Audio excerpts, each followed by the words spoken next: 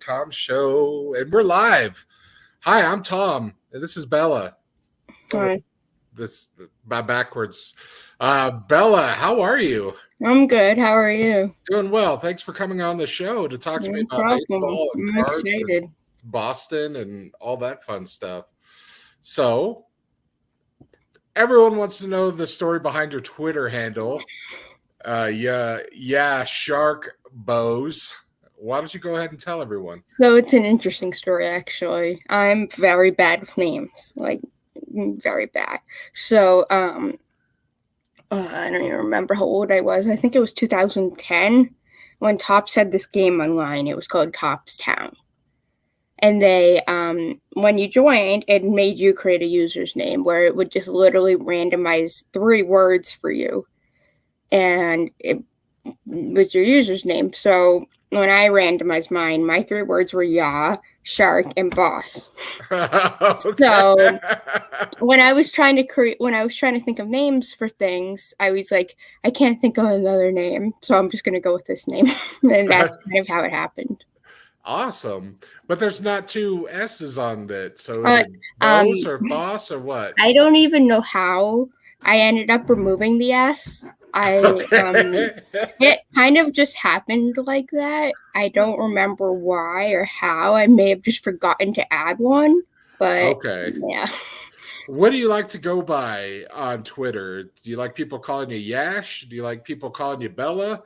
Either works. I mean, for my closer friends, they can call me whatever they want, but like, I mean, it depends.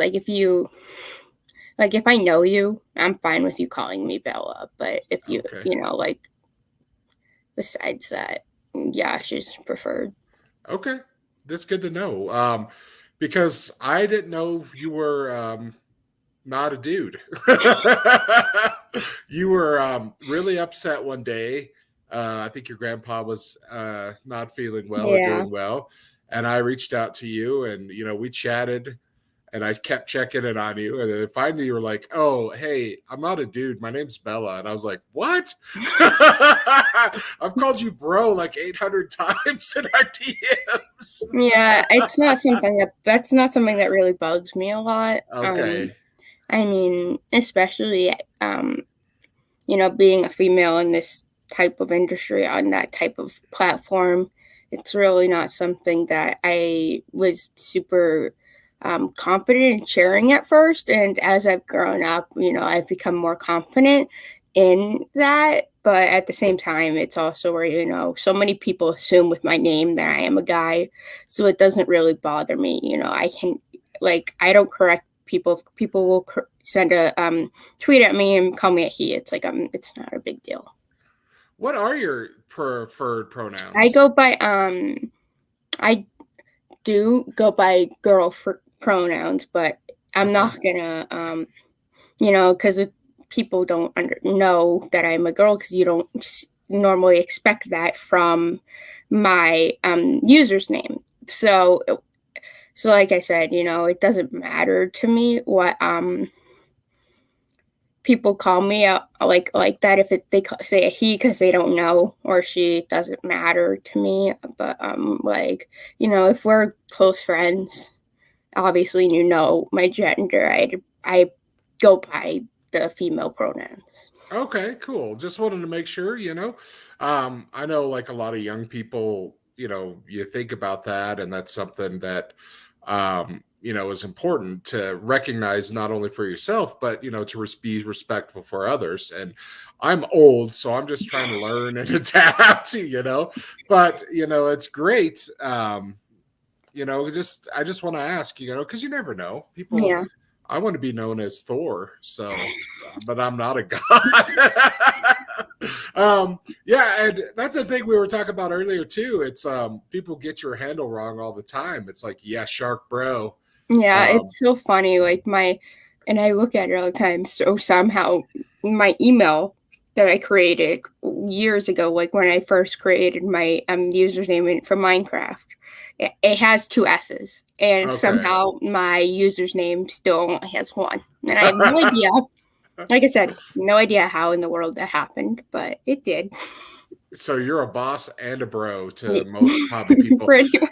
You are a very well-respected and loved member of the hobby. You do know that, right? Yeah, and I very much appreciate it. Lots of people respect you, not only as a stack seller, but just for like the kind person you are. And that's why I wanted you on the show. It's because you have so many more followers than me that you can bring a bigger audience and make me famous. Like you and Moose, you guys got double what I have. So come on, just keep coming on my show and let's bring it. We're going to get into some questions later. On my phone, I took screenshots of everybody's questions, and there's some really good ones. But let's just start out with the basic information that I kind of ask everyone. How did you get started collecting cards? Oh man, as long as I can remember, I've collected. Where I used to live, we had a card shop in town. It was like 3 minutes, 5 minutes max away from my house. So, I went there a lot as a kid. And they had all types of stuff. It was like a whole collectibles store. But some of my earliest memory I have is with that Topstown set, which is really what pushed me into. I loved, like the game that all the cards came in packs, and I have binders still of those cards. I had a huge collection of it. That's and awesome. That kind of really boosted my love, for collecting. So then I went to actual packs. I didn't get that many, obviously, because I was super young, but I have some here and there from the early 2010s. And then when I came back into baseball around 2016 was when I really, really got enhanced in the hobby, and that was when I would be buying blasters, hobby boxes. I started going to shops and everything, and then I've been on Twitter since like I was 14. So it wasn't until 2018, I believe, early 2018, where I figured out that there was a that the hobby was really real on Twitter, and where I really immersed myself in. And that's really how I've kind of grown my account. I had it for years, 3-4 years before that. And it always bugged me that I was I was always so close to 1,000 followers, and I was never able to do it. And it bugged me. Within 2 days of joining hobby Twitter, I was up to like 1,500, and I was like, whoa. That's awesome. I created my Twitter, I think in like 2010, and I had like 100 followers for like 10 years. And then 2020 pandemic came along, and you find hobby Twitter and you find so many wonderful people, and it just explodes.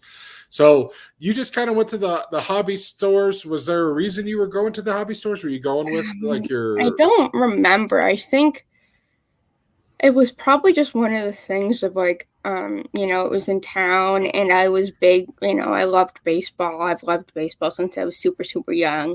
So it was probably just one of those things, or, for all I know, we were looking for something else at the store, and I found it. But that's awesome, because I used to love like the general hobby stores where you'd go in and they'd have like baseball cards or like Magic the Gathering type cards. The games, they had everything. Like they had there was tons of candy. They had toys, like plushes, stuffed animals. So they had a whole different section of their store. Yep. So there was a big collectible store, and Nice. but so they had a whole section that was just cards and baseball and football, and that's where I found it. Yeah. Oh, you got parent interruption there? Okay.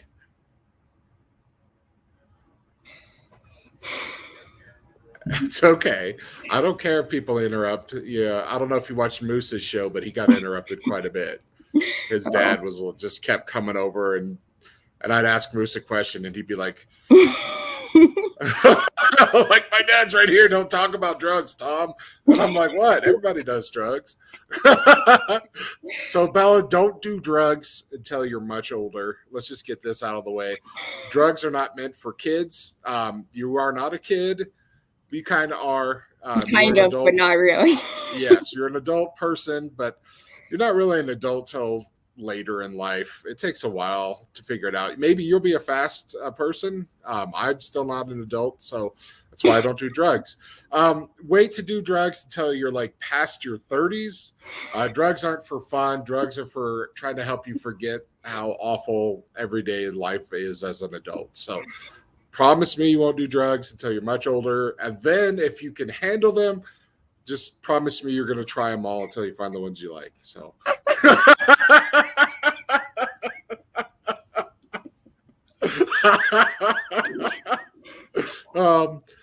so we talked a little bit in DMs. Do you want to talk about your love of baseball and the marathon? Do you want to not go into it too much, or do you just we can a little, but just you do whatever you feel comfortable talking about? So I mean, I grew up in a very sports family. I mean, I don't know the exact, but I think I was like 7 months old when I went to my first Red Sox game at Fenway. Wow, that's cool. Yeah, so I was born into a very baseball family. My grandparents, who are listening, grew up in New York, so they huge Yankee fans with DiMaggio, the 50s Yankees, and that kind of passed on to my mom, and so I grew up in a family that loved the sport, and I kind of,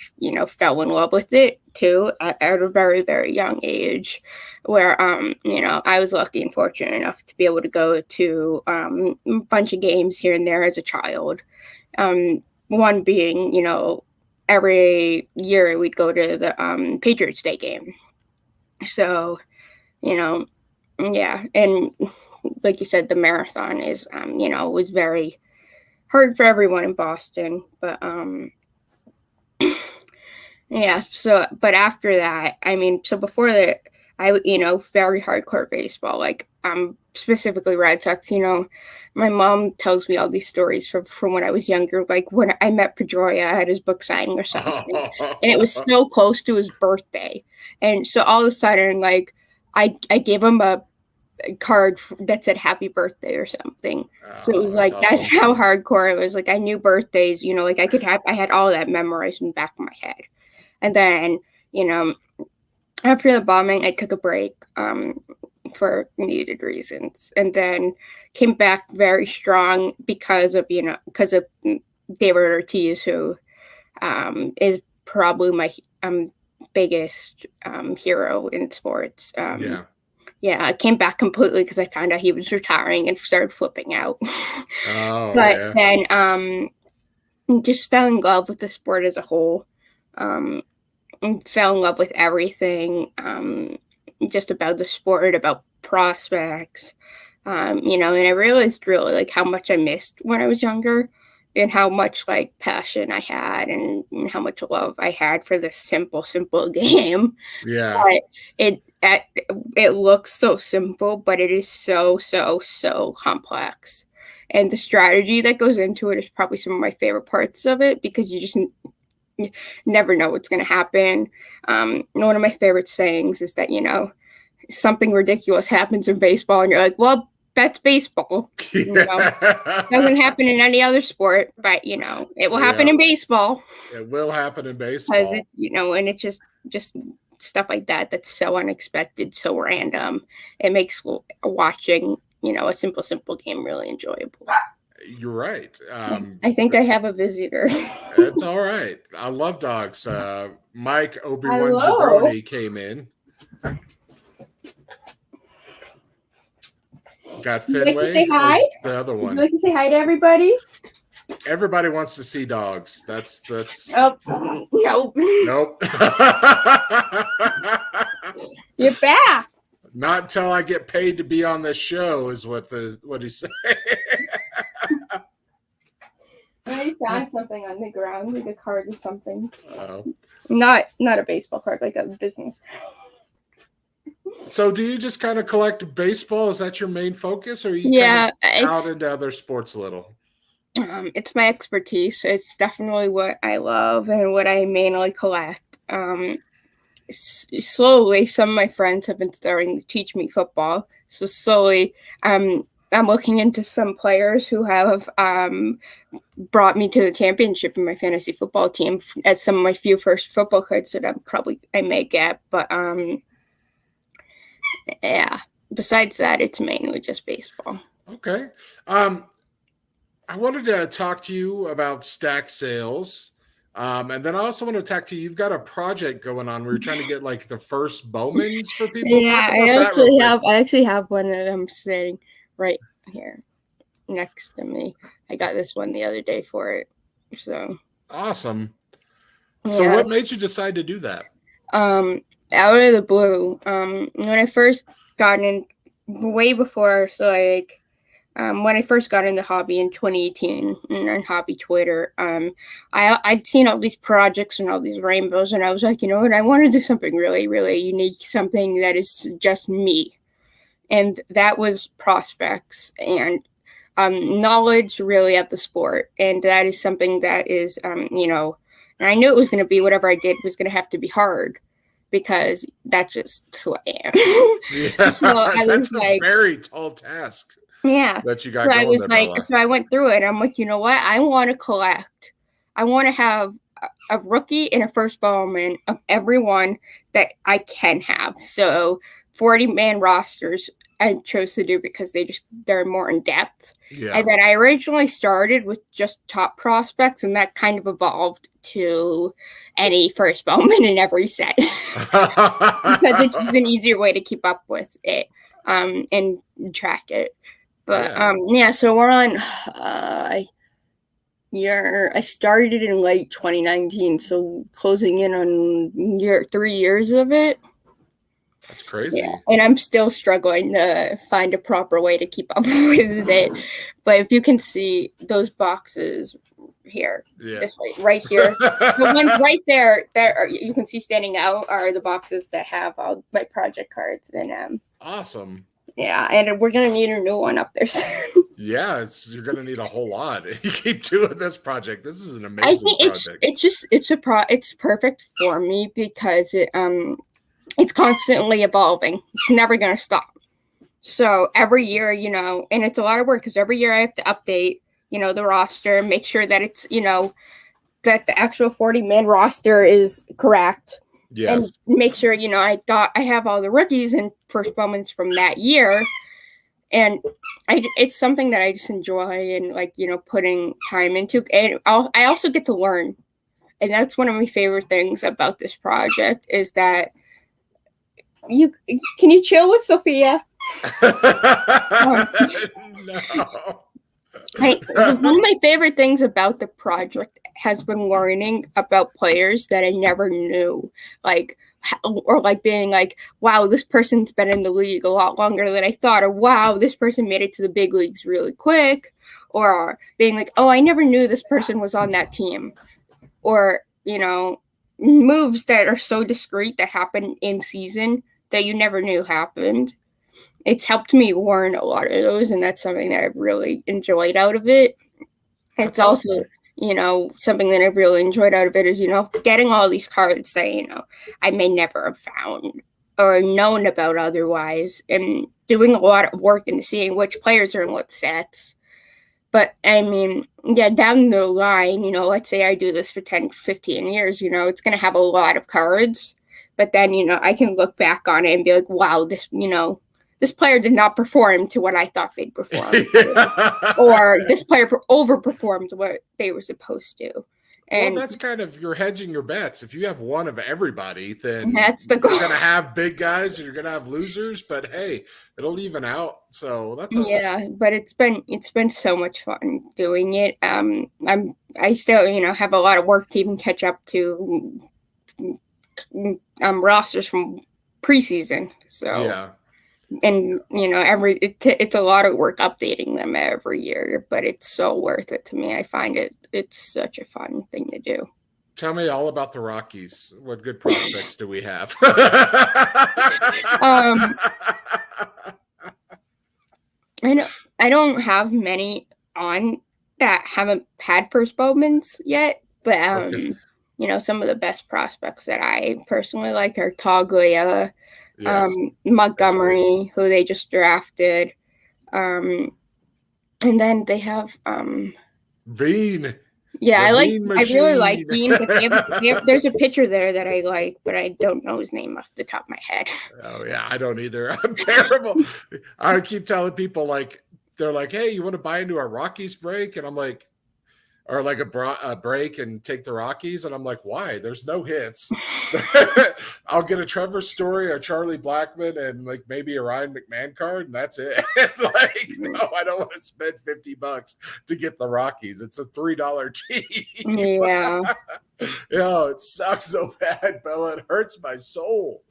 Oh. And I want to say, I hate the Red Sox, right? More than anything. For beating us in the World Series. In 2007. You were barely alive, but yes, I don't hate them that much anymore. Yeah, I do dislike them because of that, and I'll still hold that grudge forever. But so talk about stack sales. What made you get into starting to that? My mom, she denies that this ever happened, but it was true because I was buying way too many cards, and they just kept coming in the house, and she's like, you have so many cards, like you should start selling them. Yes. And I was like, you know what, maybe I should. Like, I see all these people having successful sales on Twitter, and I was like, maybe I should start doing this. So I started out really slow. I don't remember the exact date, but it was August 2019. And started really, really slow. And then all of a sudden by a few months in, by like January 2020, it was like off and running. And I'm like, wow, this is actually a thing that I'm going to be doing. And it's a ton of fun. I really enjoy it, but it's also a lot of work. And, like what you see posted and everything, it takes, just the prep for it is usually an hour, 2 hours. And then the post prep is probably about 2 hours, calculating everything, putting everything in a proper place. And then the shipping takes, it takes like, I don't know. I hate shipping. When you have like 100, it takes me. I like to do it on a weekend because it literally takes me the whole weekend. That is insane. And then I still end up having to do more stuff that Monday. It's a lot of work. Like I like to say, like, every individual sale you do comes with 4 hours of work. So wow, that is. But it is something that I love and I enjoy. And I love, getting people cards that are meant to be with them and that are meant to be in their collection. Like I'll see certain cards when picking up inventory or going through inventory, and I'll be like, this card is meant for this person. And I won't even post it. I'll be like, do you want this card? Because it's meant for you. Mm-hmm. That's awesome. That's something that I really enjoy is, making others happy. At the end of the day, the money's great. But all it does is it goes back into the sales. Cards, yeah. It goes back into personal collection. It goes back into my project, or it goes back into getting inventory for the sale. So it's like, it just goes back into the business. And and it's the fun part is, making others happy about it. And I want to say you sent me a rack a while ago and had a bunch of Rockies in there, and you made me very happy, and I'm very appreciative for that. So thank you very much for that. Tom, I had to get your Rockies collection out of the double digits. Yes. You put me over. We had to get you in triple digits. Yes, I had to. I'm probably gonna have to get a new binder because of you, and then after you, a bunch of other people kind of followed. And yeah, it got crazy. So, do you want to talk about? You're still in high school right now. Mm-hmm. How's that going for you with like the pandemic and all that? If you want to talk about it, I'm in a very different situation because of my disability, and I am extremely lucky that although it has affected us to an extent, it hasn't compared to any other school. So like all year last year, we had we didn't do full days until like April, but we were in school 4 days a week, half days from beginning of September to the last day of school. So, and we were very, very lucky. Yeah, we had so we had certain restrictions on things, and it's been a lot better this year. With those restrictions lessened a bit, but compared to like what it would have been in a normal school, or like my sister, who's in a public school, wasn't in the building till like January. So I was very, very lucky there, and I'm very lucky with the school I'm at. I absolutely love it. I love everybody at it. Good. Yeah. Well, like, what are your plans? What do you want to be when you grow up? I don't know. I'm still looking. Okay. I want to do something with baseball. I don't know what exactly. I originally thought I wanted to be, like do something with statistics and analytics, and then I realized that was mainly computer science, and I was like, yeah, no.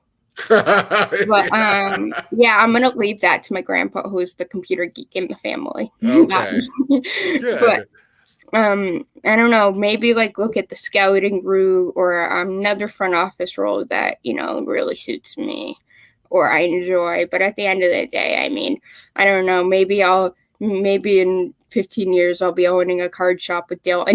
Well, Dylan wants to run a team, so maybe he'll hire you as a scout. I mean, he's talked to me about it. He's like, if I ever own a card shop, you're the first person I'm contacting. That's awesome, man. That would be so much fun. I mean, who knows what will happen, but time will tell. Yeah. Well, good. Now we can get past all that silliness and we can start 1 million carbs project. We've got some comments. I'll read them off to you, or you can see them. 1 million Cubs. Bo said, "Hey, we got Jacob Hatch and talk about that's a lot of work." Quoted the Ortiz. This is our bleeping city. Boo Yankees. I actually like the Yankees. You like the Yankees? That is not allowed in my household. I hate the Red Sox, so I like the Yankees. That was one of the first things when we knew that Fenway was a keeper. Yeah. Because it was Red Sox Yankees game, and they said Gleyber Torres' name, and as soon as they said his name, Fenway just went crazy barking at the TV. Like he was not happy. Like he knew his name, and he knew that he had to not be a Yankee fan. And that was one of the first signs that we knew that we were like, oh, this dog knows what's up. Yeah, that's awesome. So we'll go to this question. You've spoke to me about this, and you told me a little story about it, but I don't want to speak for you. Yash, do you feel like being female in the hobby has created extra obstacles for you?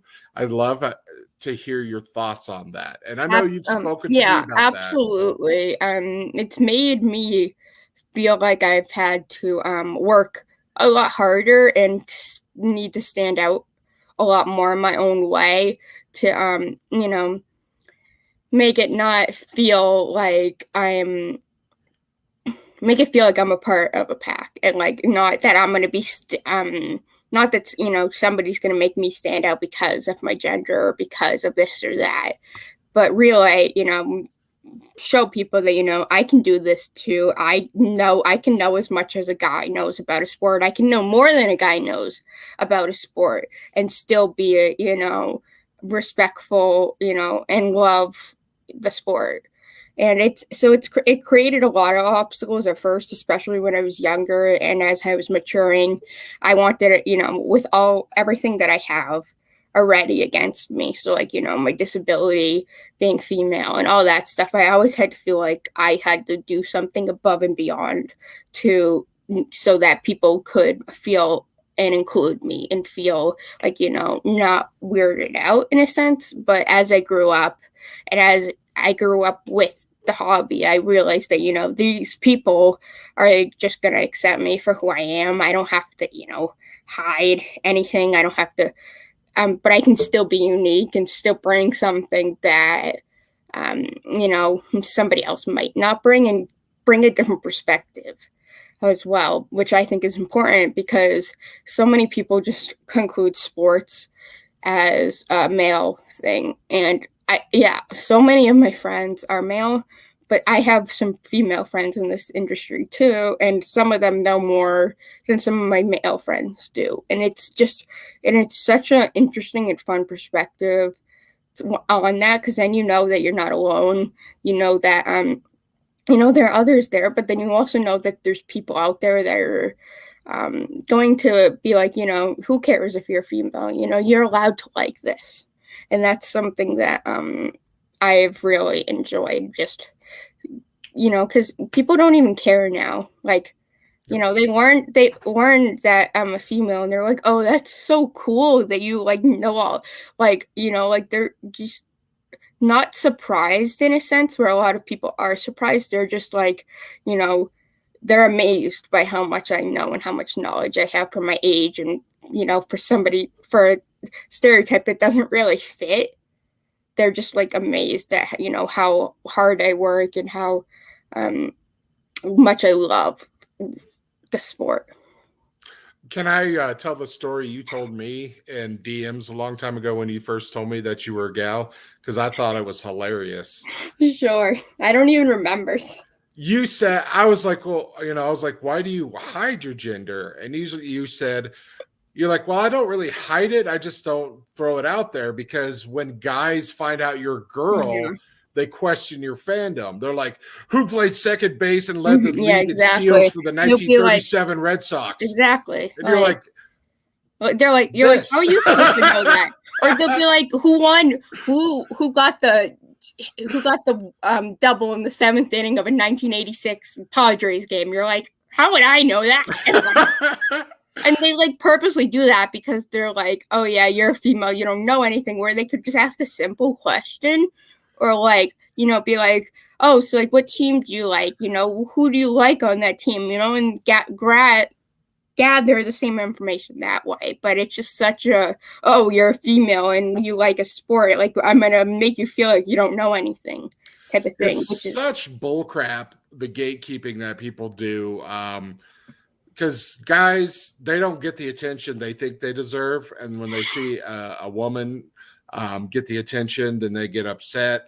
But see, they'll question you, and you know a lot, Bella. Oh yeah, I've had people at games be blown away, and like competitive people. Like, I had one guy put his name in my phone with his phone number, and he literally put it as dumber than you, Red Sox fan. And this guy is like, he was so competitive. He was like pissed that I knew more than him about the sport. But at the same time, he was like, I met him when I was 16. He's like, how does a 16-year-old know all of this?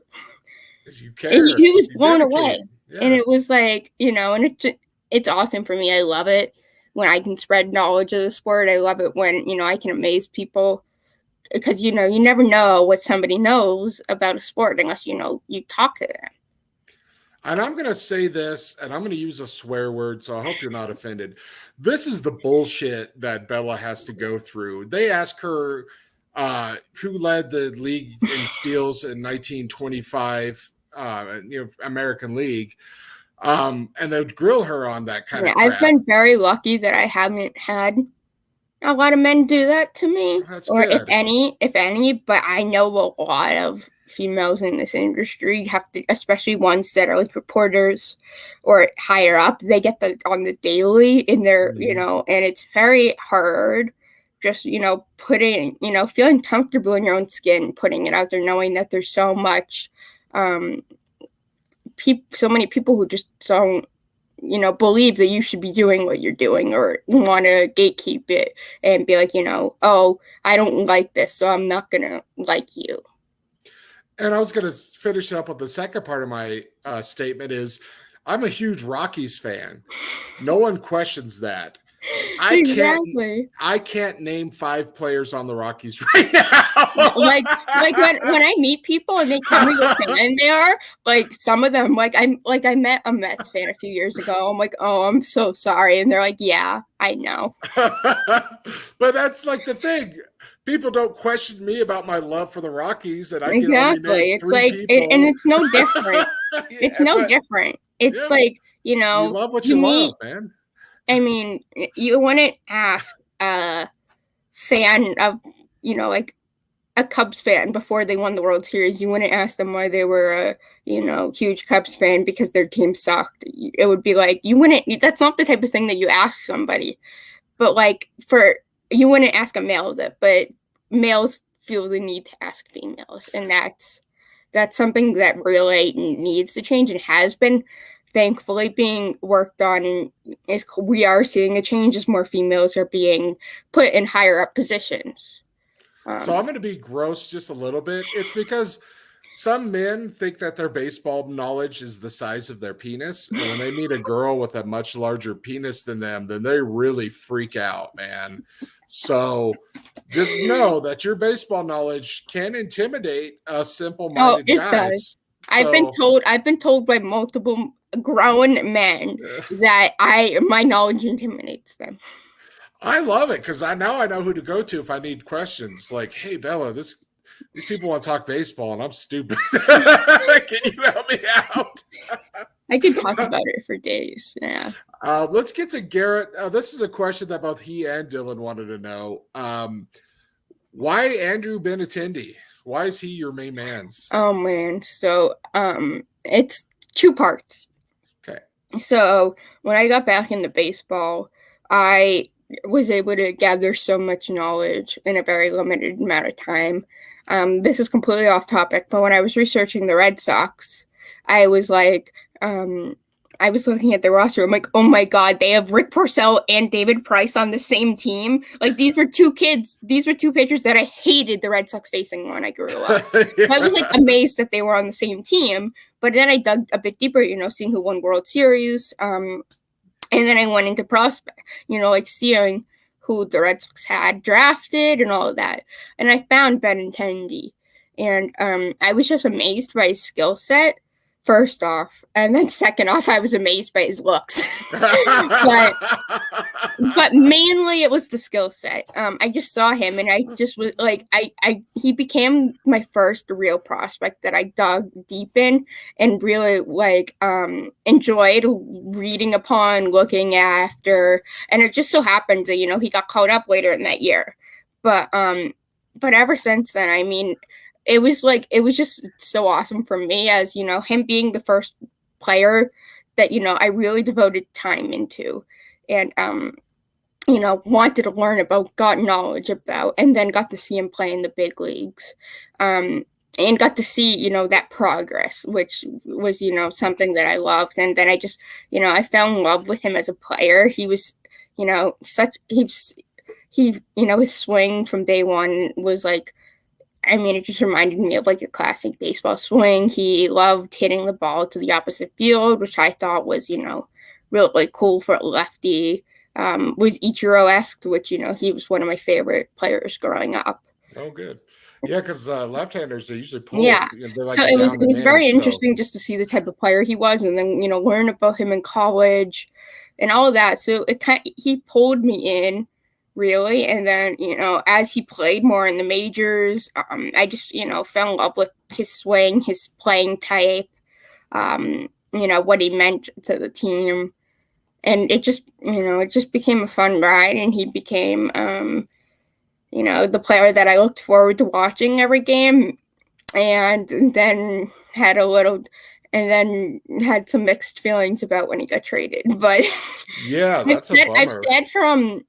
I've said from the day that he became my favorite player, that was, as long as he's not a Yankee, I will root for him wherever he goes.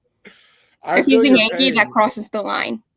Because Nolan Arenado, he's my bae. He got traded. Yeah. But the Cardinals were my grandfather's team. I barely knew him. He died when I was like 2. But that was like my dad's family's favorite team was the Cardinals. So I kind of always liked them a little bit, My grandpa is still a Yankees fan, so we have some we have some interesting conversations. Especially you, Grandpa. No, especially in 2018. Like in 2018, when Brock Holt hit for the cycle in the postseason against him, I did not shut up about the whole rest of the year that I saw him. I mentioned it to him every single time. It's like we have a fun little rivalry between. That's awesome. About See, that's what's fun, is when it's fun and it's family. I would disown him. So let's ask another question from Moose. He wants to know, who is your favorite stack seller? I don't know. I buy from so many. I get from so many. I've formed relationships with so many of them.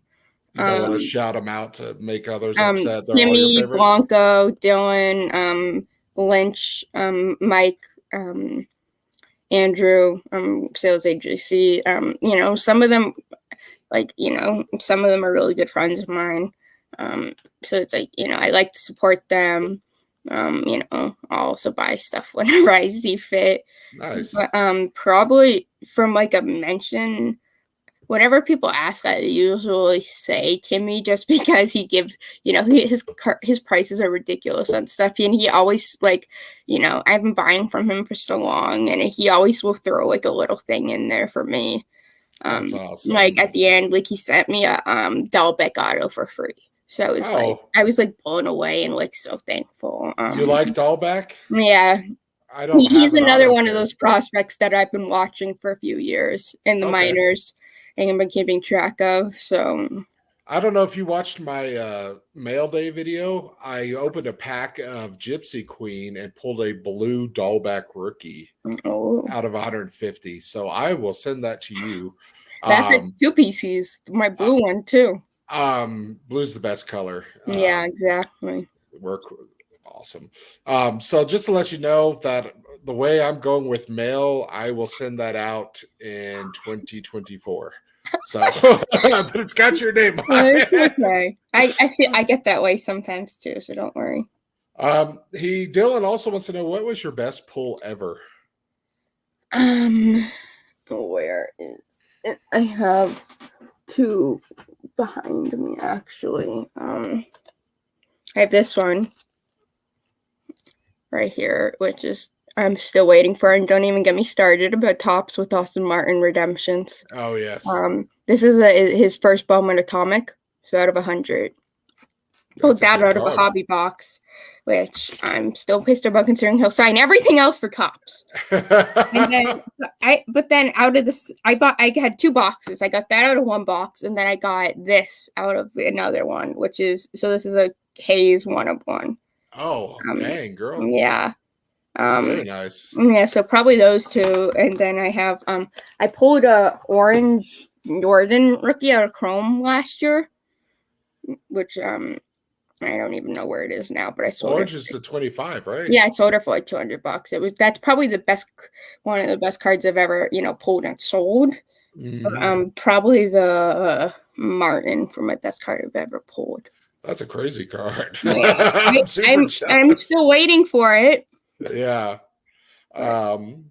And Dylan, last question from him. He wants to know what your favorite Fenway memory is so far. And yes, he is talking about the dog. Yeah. But if you want to talk about the dog and the stadium, that's fine too.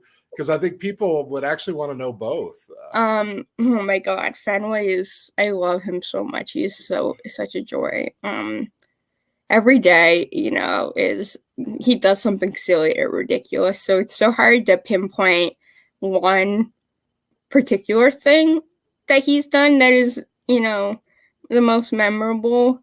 Because, every day he does something so silly and, or he does something that, he never had done before, something that we've been working on with him for a while. So he just always amazes us. Do you want to come say hello? He heard his name. Is it a he or she? It's a he, right? He's a he. Okay. I don't want to miss ginger dogs. Oh, some kisses. Hi, Fenway. Hi, Fenway. Oh, what a cutie. Yeah, you're such a good boy. Yes. Are you speaking? Wiggle butt. What a wiggle butt. For the audience? Yeah, good boy. Oh, I love puppies. Yeah, my mom says she sent you a bunch of funny photos or stuff, but okay.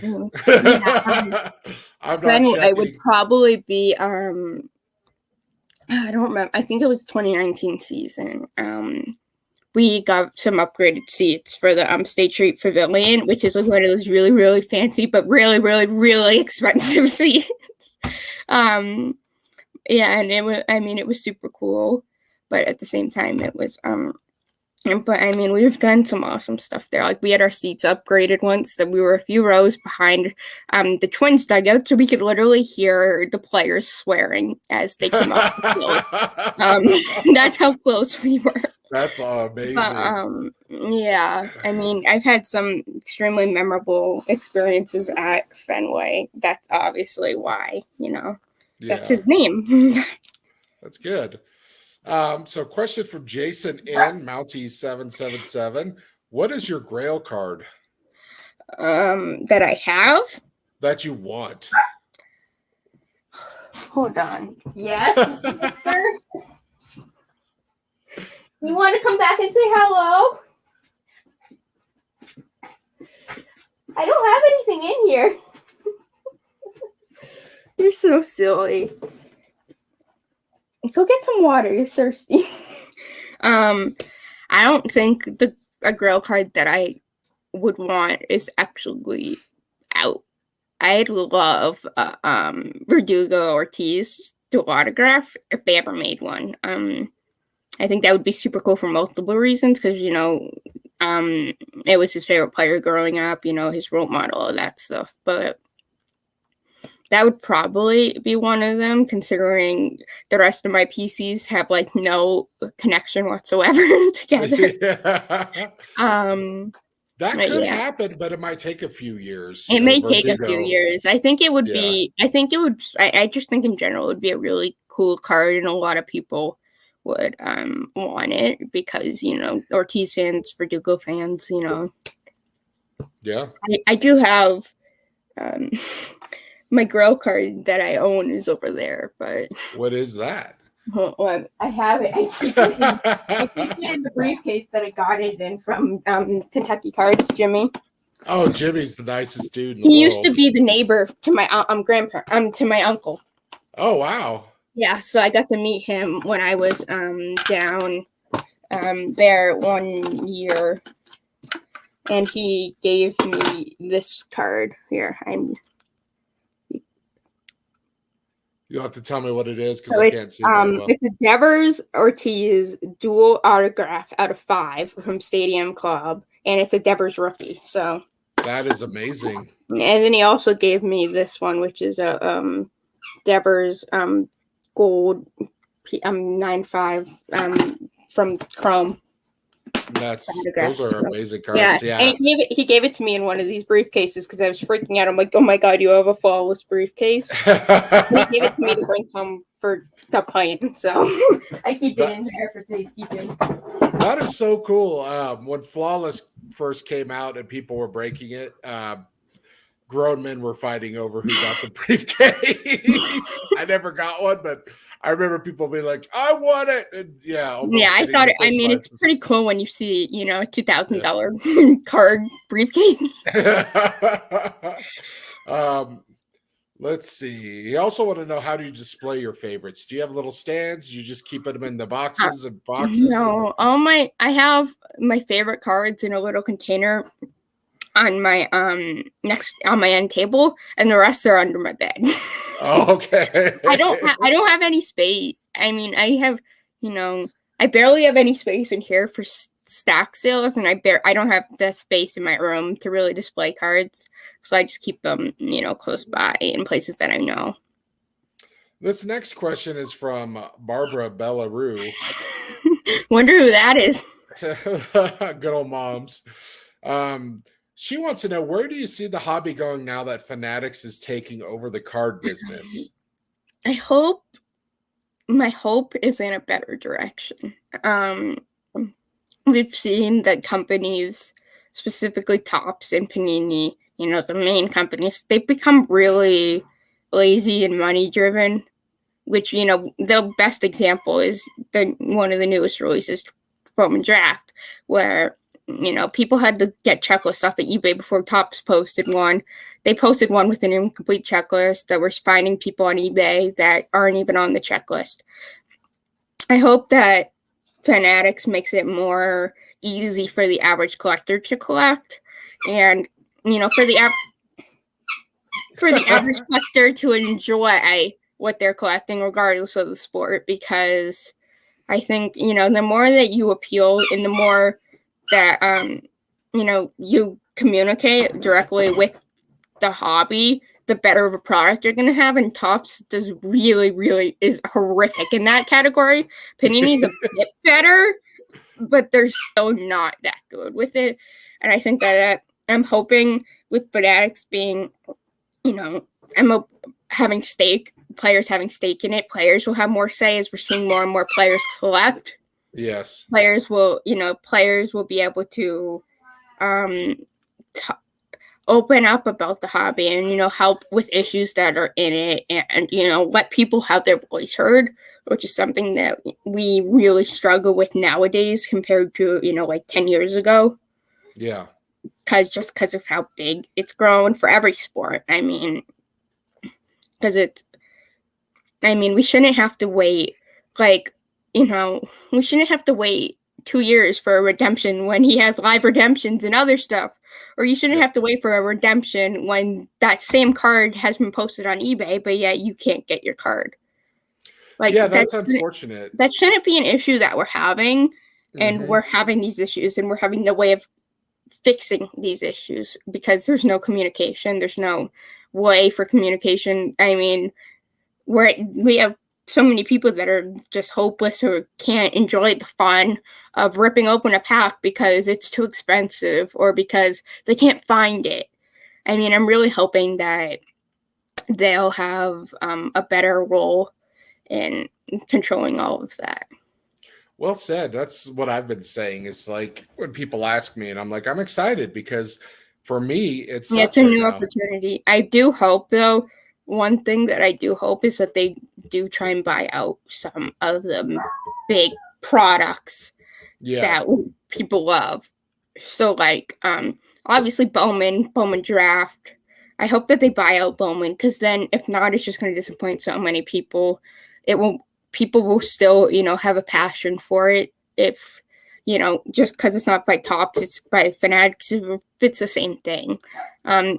So Finest, all those sets that people love, instead of exploiting them and making, Sapphire, Chrome, all these things out of them, make them more openly available, make them, make the set more interesting.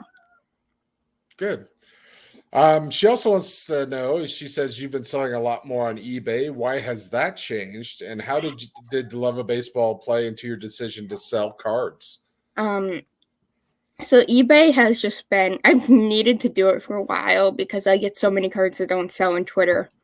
Yeah. And I needed a place to sell them. So that's been in the works for a while. Just of recently, because of the holidays and everything, and with the little guy who keeps interrupting us, being as young as he was when we started back school. He was, I don't know, like 5 months when we started school. So that was really hard to do everything, train him, watch him, play with him, do everything you needed to do as a responsible puppy owner, as well as, top on that school, spend, like I said, spend those 4 hours for a stack sale. I knew I wasn't going to have time for that. But until he was a bit older and until I had some more time. So that's why I, really started, but I still have a ton of stuff for my stack sales. I specifically went through all my inventory and was like, will this sell on Twitter? And if not, it's going on eBay. So eBay's just getting the leftovers. Everything that I know will still sell on Twitter is all right in that box waiting to go. So That's do you have anything else you want to talk about with the hobby and cards before we go on to the other subject, autism we wanted to talk about? I think just, how welcoming it is for kids. It's, I came into it on Twitter at 16, but not only that, just in general.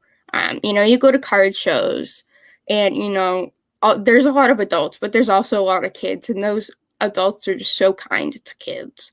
I've had people buy me cards because they think I'm a lot younger than I am. But they've bought me cards. They love talking to kids about the hobby. Yeah. They love helping you out with your collections, and so it's not like this. Yeah, it's scary, but at the same time, it's something that people. But at the same time, the kids love it. It teaches, it's something that they can enjoy, something, that teaches a lot of important skills and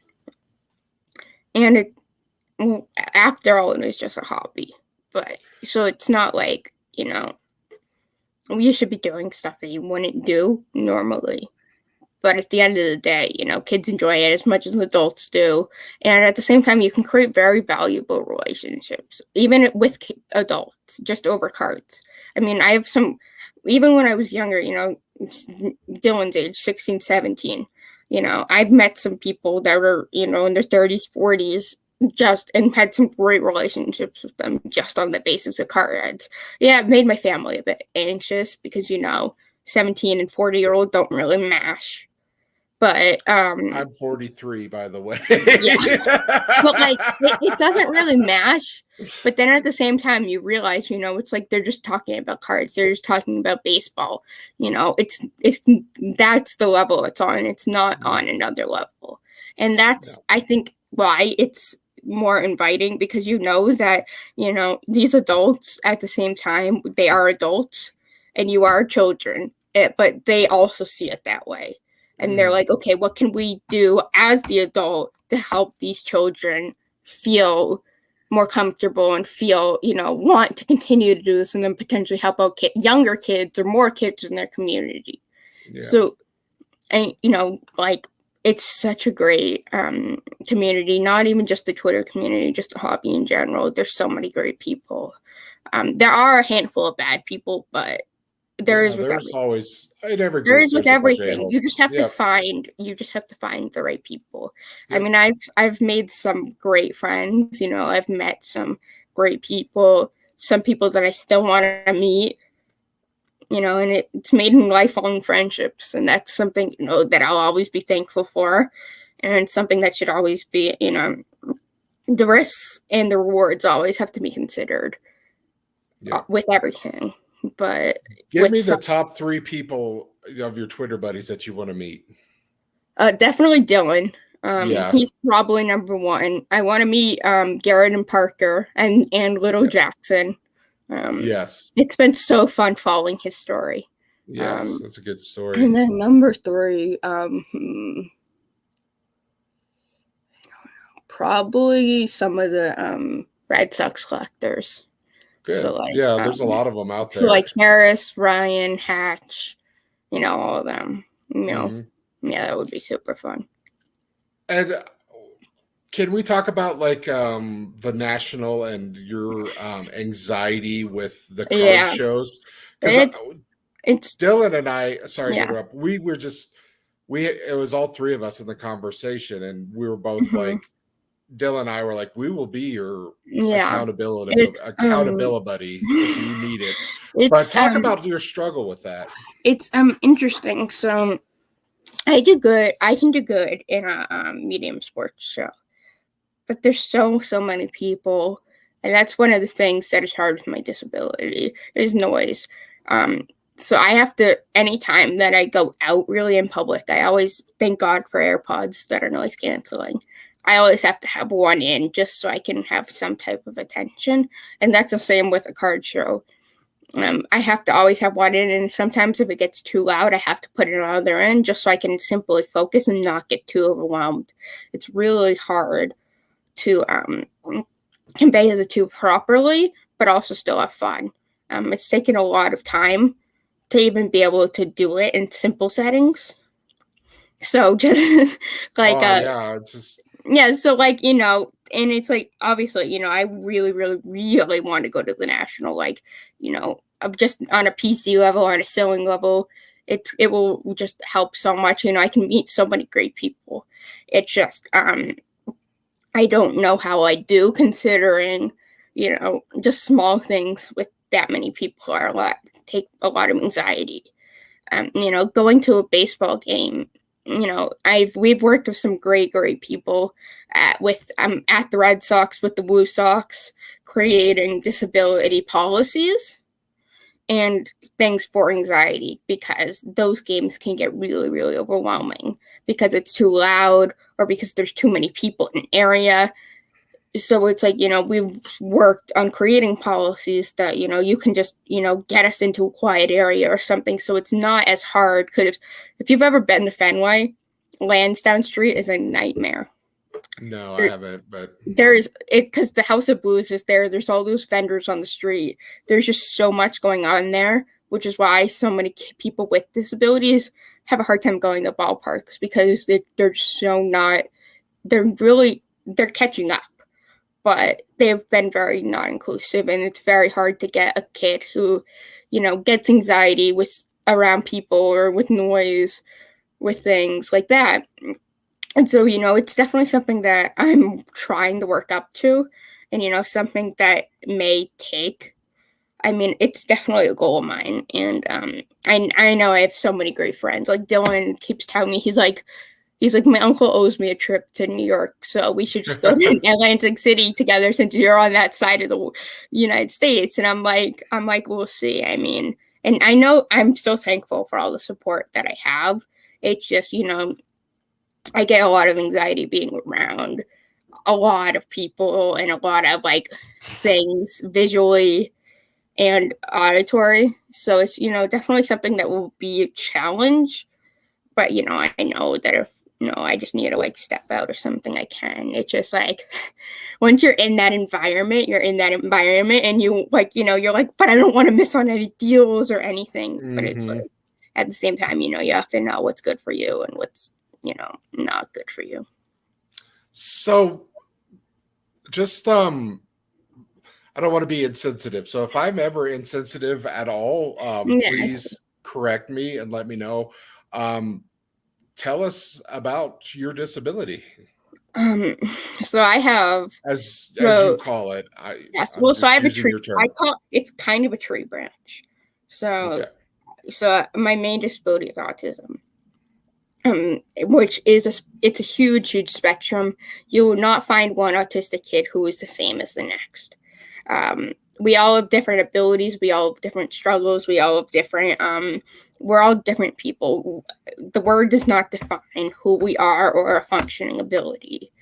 But at the same time, we do have, there's a lot of things that go off of it. And a lot of those that I have. So that's why I call it a tree branch, because that's the main root. And then I have things that go off of it. So I have ADHD that goes off of it.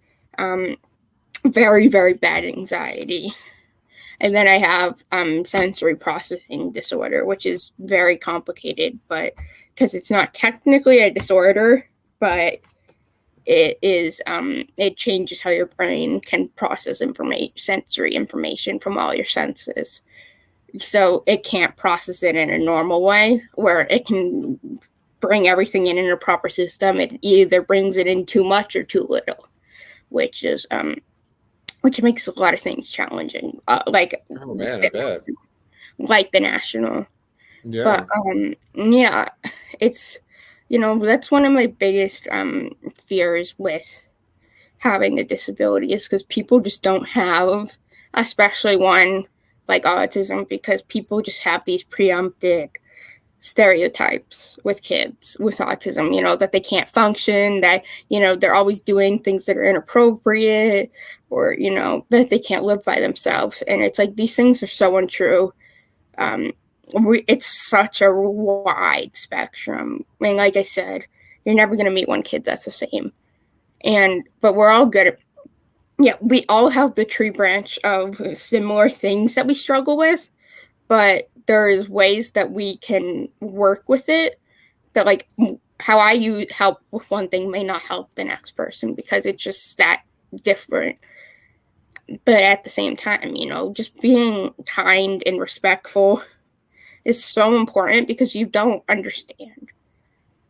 Like, I don't understand. No, so... not just you. Not just you. No, I'm it's just like, but it's like people who, like, because it's very hard to imagine what, because our brain just functions so differently. And I love the saying that, we all have a little bit of autistic characteristics in us, which is true. And that if we were all a bit more autistic, like, the world would be a better place, because it's true. Because, we don't, but that's some of the parts that I love about my disability, because it doesn't define me as a person, but it's a part of who I am.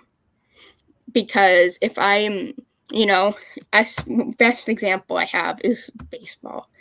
I would not nearly love or have as deep as much passion as I do for this sport and this hobby without my disability, because it allows me to hone in on something that I'm really interested in, and make it, my special ability, which, I wouldn't be able to have as knowledgeable or know as much without it. So that's something that's really special to me. Because we all can, we all have things like that. Autistic kids that, like, I know off the top of my head, there's this one guy who's like a Yankee fan, and he could tell you, you give him a random date ever since the Yankees started playing, and he could tell you the exact score of that game. So it's like, there's so many crazy talents and abilities, but just because our brain works differently doesn't make us any less human. Oh, absolutely not. Which is what the thing that bugs me a lot is, it's that people see that our brain works differently and all suddenly want to judge or mess with us because we don't see something, or we don't see their pure intention the same way, and we see it a different way, or we see it because we don't judge. That's one of the things that, I am very lucky to learn about my disability, is that almost every kid who's on the spectrum will not judge you like somebody else does. Mm-hmm. They'll see, we always will see the good in you, and always see the good of the situation, never see, like, oh, you were trying to manipulate us or trying to get advantage of us, so we don't see it that way. So we can't judge you in the first place, where somebody else may judge you because of your looks, your gender, something like that. Autistic people aren't going to do that because they have no reason to. And that's the biggest difference for us, is it's like, all these things that people nitpick at, we're like, well, why does that happen? Mm. So it's like, we just open our brain, into more possibilities, and actually think about certain things that nobody thinks about. So then it's like, oh, why? So then it's like, that it can make more sense when, weird, like something that you just never would have thought about. Like, but it goes the other way too. Like, and I have an example for it.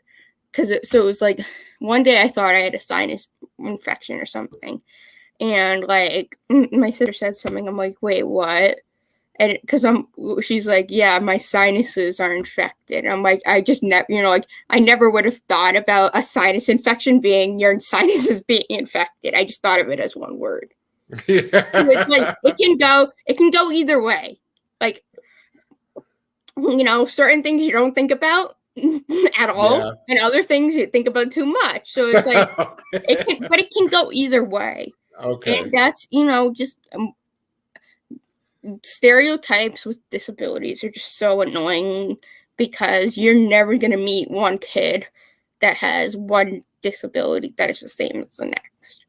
We all have different personalities. We all have different talents and skills that, if you actually give us a chance, which is why online has been so like incredible for me, because, they don't know you in person, so they don't judge who you are as a person. Whereas in person, you'll get judged constantly because, oh, this person's weird. This person does weird things. Is he okay? And where it's like, they don't do that online. But that's the thing. It's like, just because somebody's acting weird doesn't mean that they're not. They could be going through something. They could be having a hard time. It's like, be kind. Learn about the person, and before you judge them, don't.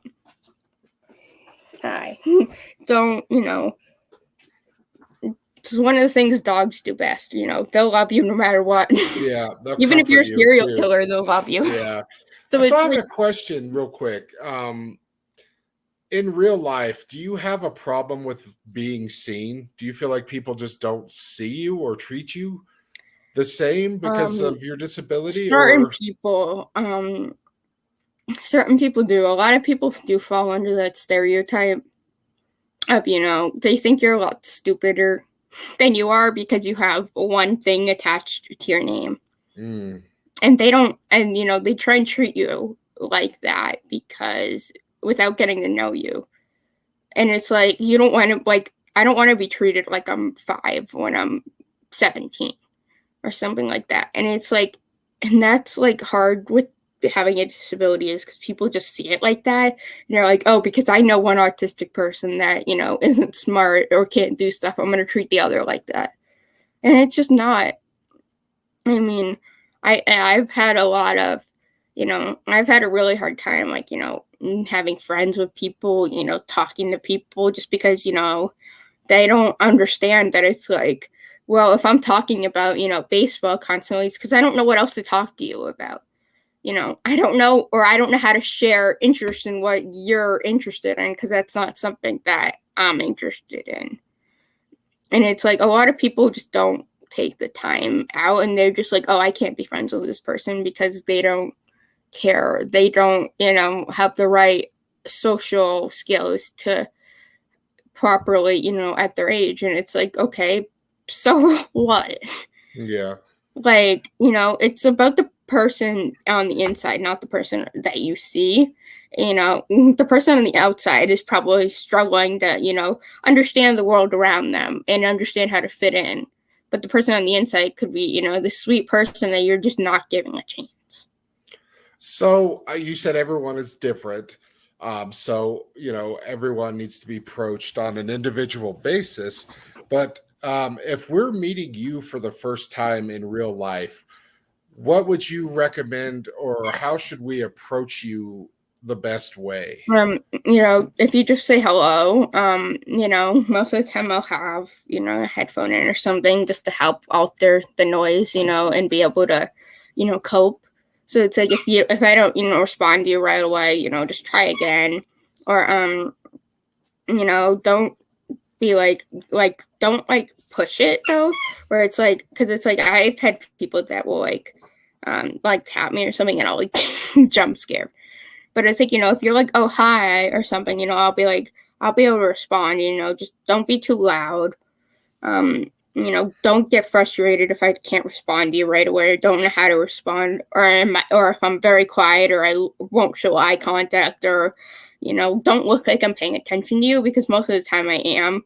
I just, may not be comfortable with direct eye contact, or, looking up because the lights are too bright or something. So it's like, people have different ways of interacting, but it's like, if I know that we have a common interest with like baseball or something, I'll talk to you all day about it. I'll learn who you are, I'll learn what you like, and then I'll look out for it. So it's like, just approach me like any other person, but just, be aware of, oh, I shouldn't, yell around her, or I shouldn't, so it's like, it's I'm no different than any other person. I just, have to be more careful about certain things.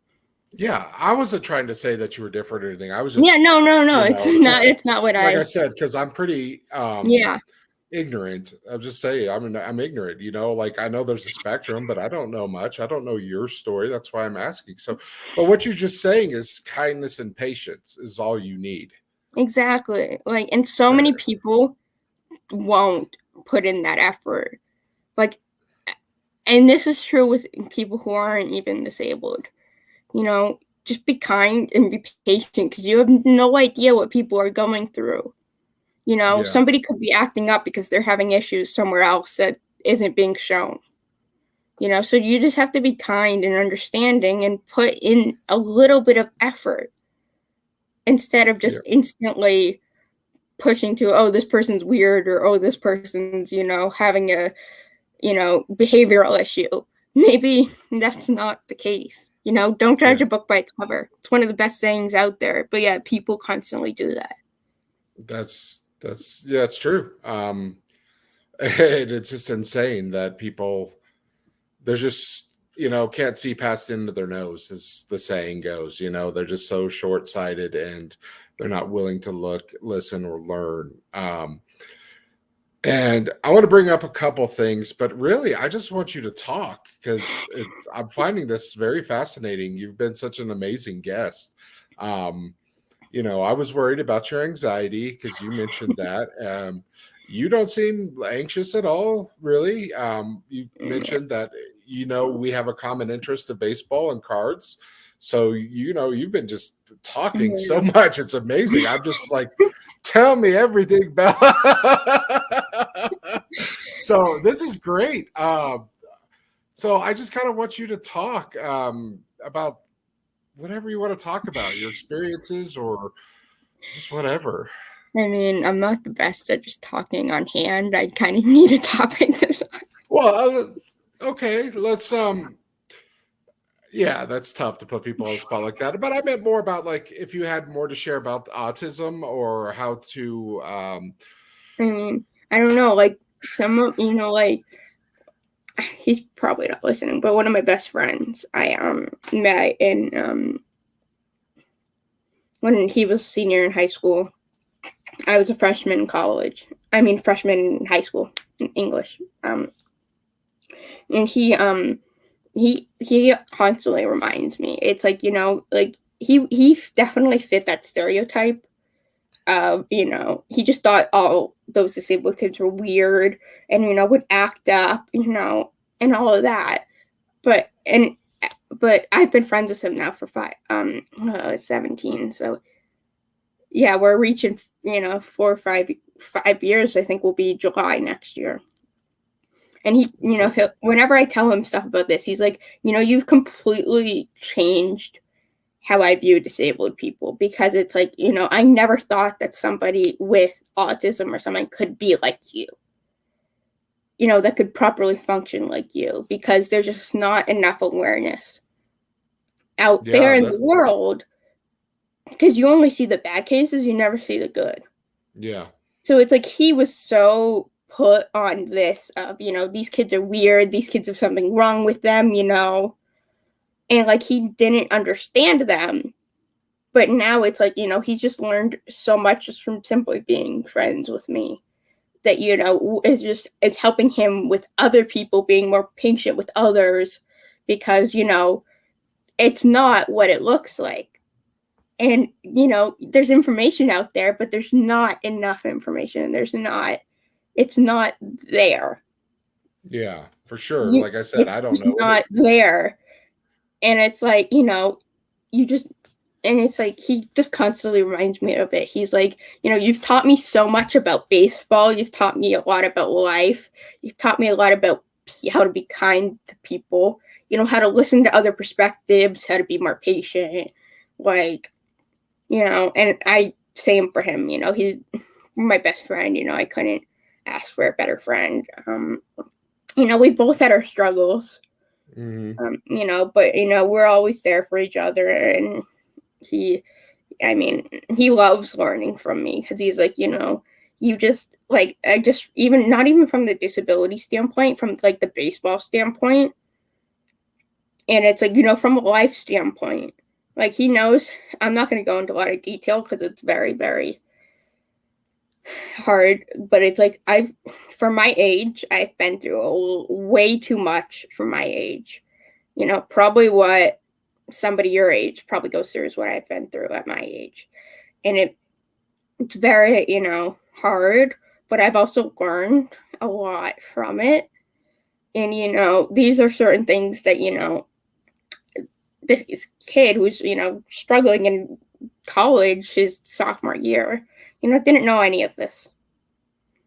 But because of everything, you know, I've been through, you know, we were able to, you know, help him out in certain situations that he felt, you know, like there was no way out, because he didn't know there was a way out, because it's not out there publicly.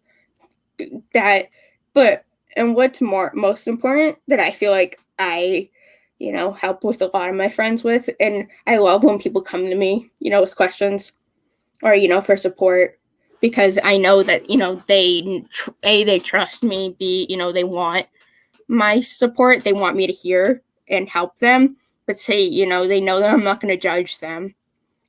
They know that I know some information that can help them, and that I won't, you know, I'm going to keep it the way it is. I'm not going to lie to make you happy. I'm not going to, you know, sugarcoat something. Yeah. I'm going to tell it how it is. You know, I don't care if you like it. I don't care if you don't. Straight shooter. But it's, you know, yeah, that's one of the things that I value about myself is, you know, I'm not going to lie to you to make you happy. I'm not going to tell you something that I truly don't believe or that I feel wouldn't help, because that's just not who I am. Your mom, you know, I'd rather be honest and lose a friend than lie and keep a friend. Yeah, that's a difficult thing, because not a lot of people can do that. So I have a question. We've talked about this before. What charities do you support for autism? Because I know some of them, you say, treats it like a curable disease, and how can we fix these people? So which ones do you like, and which ones do you want to avoid? I don't do a lot of research. There's a lot of information out here. I'm not an expert at it.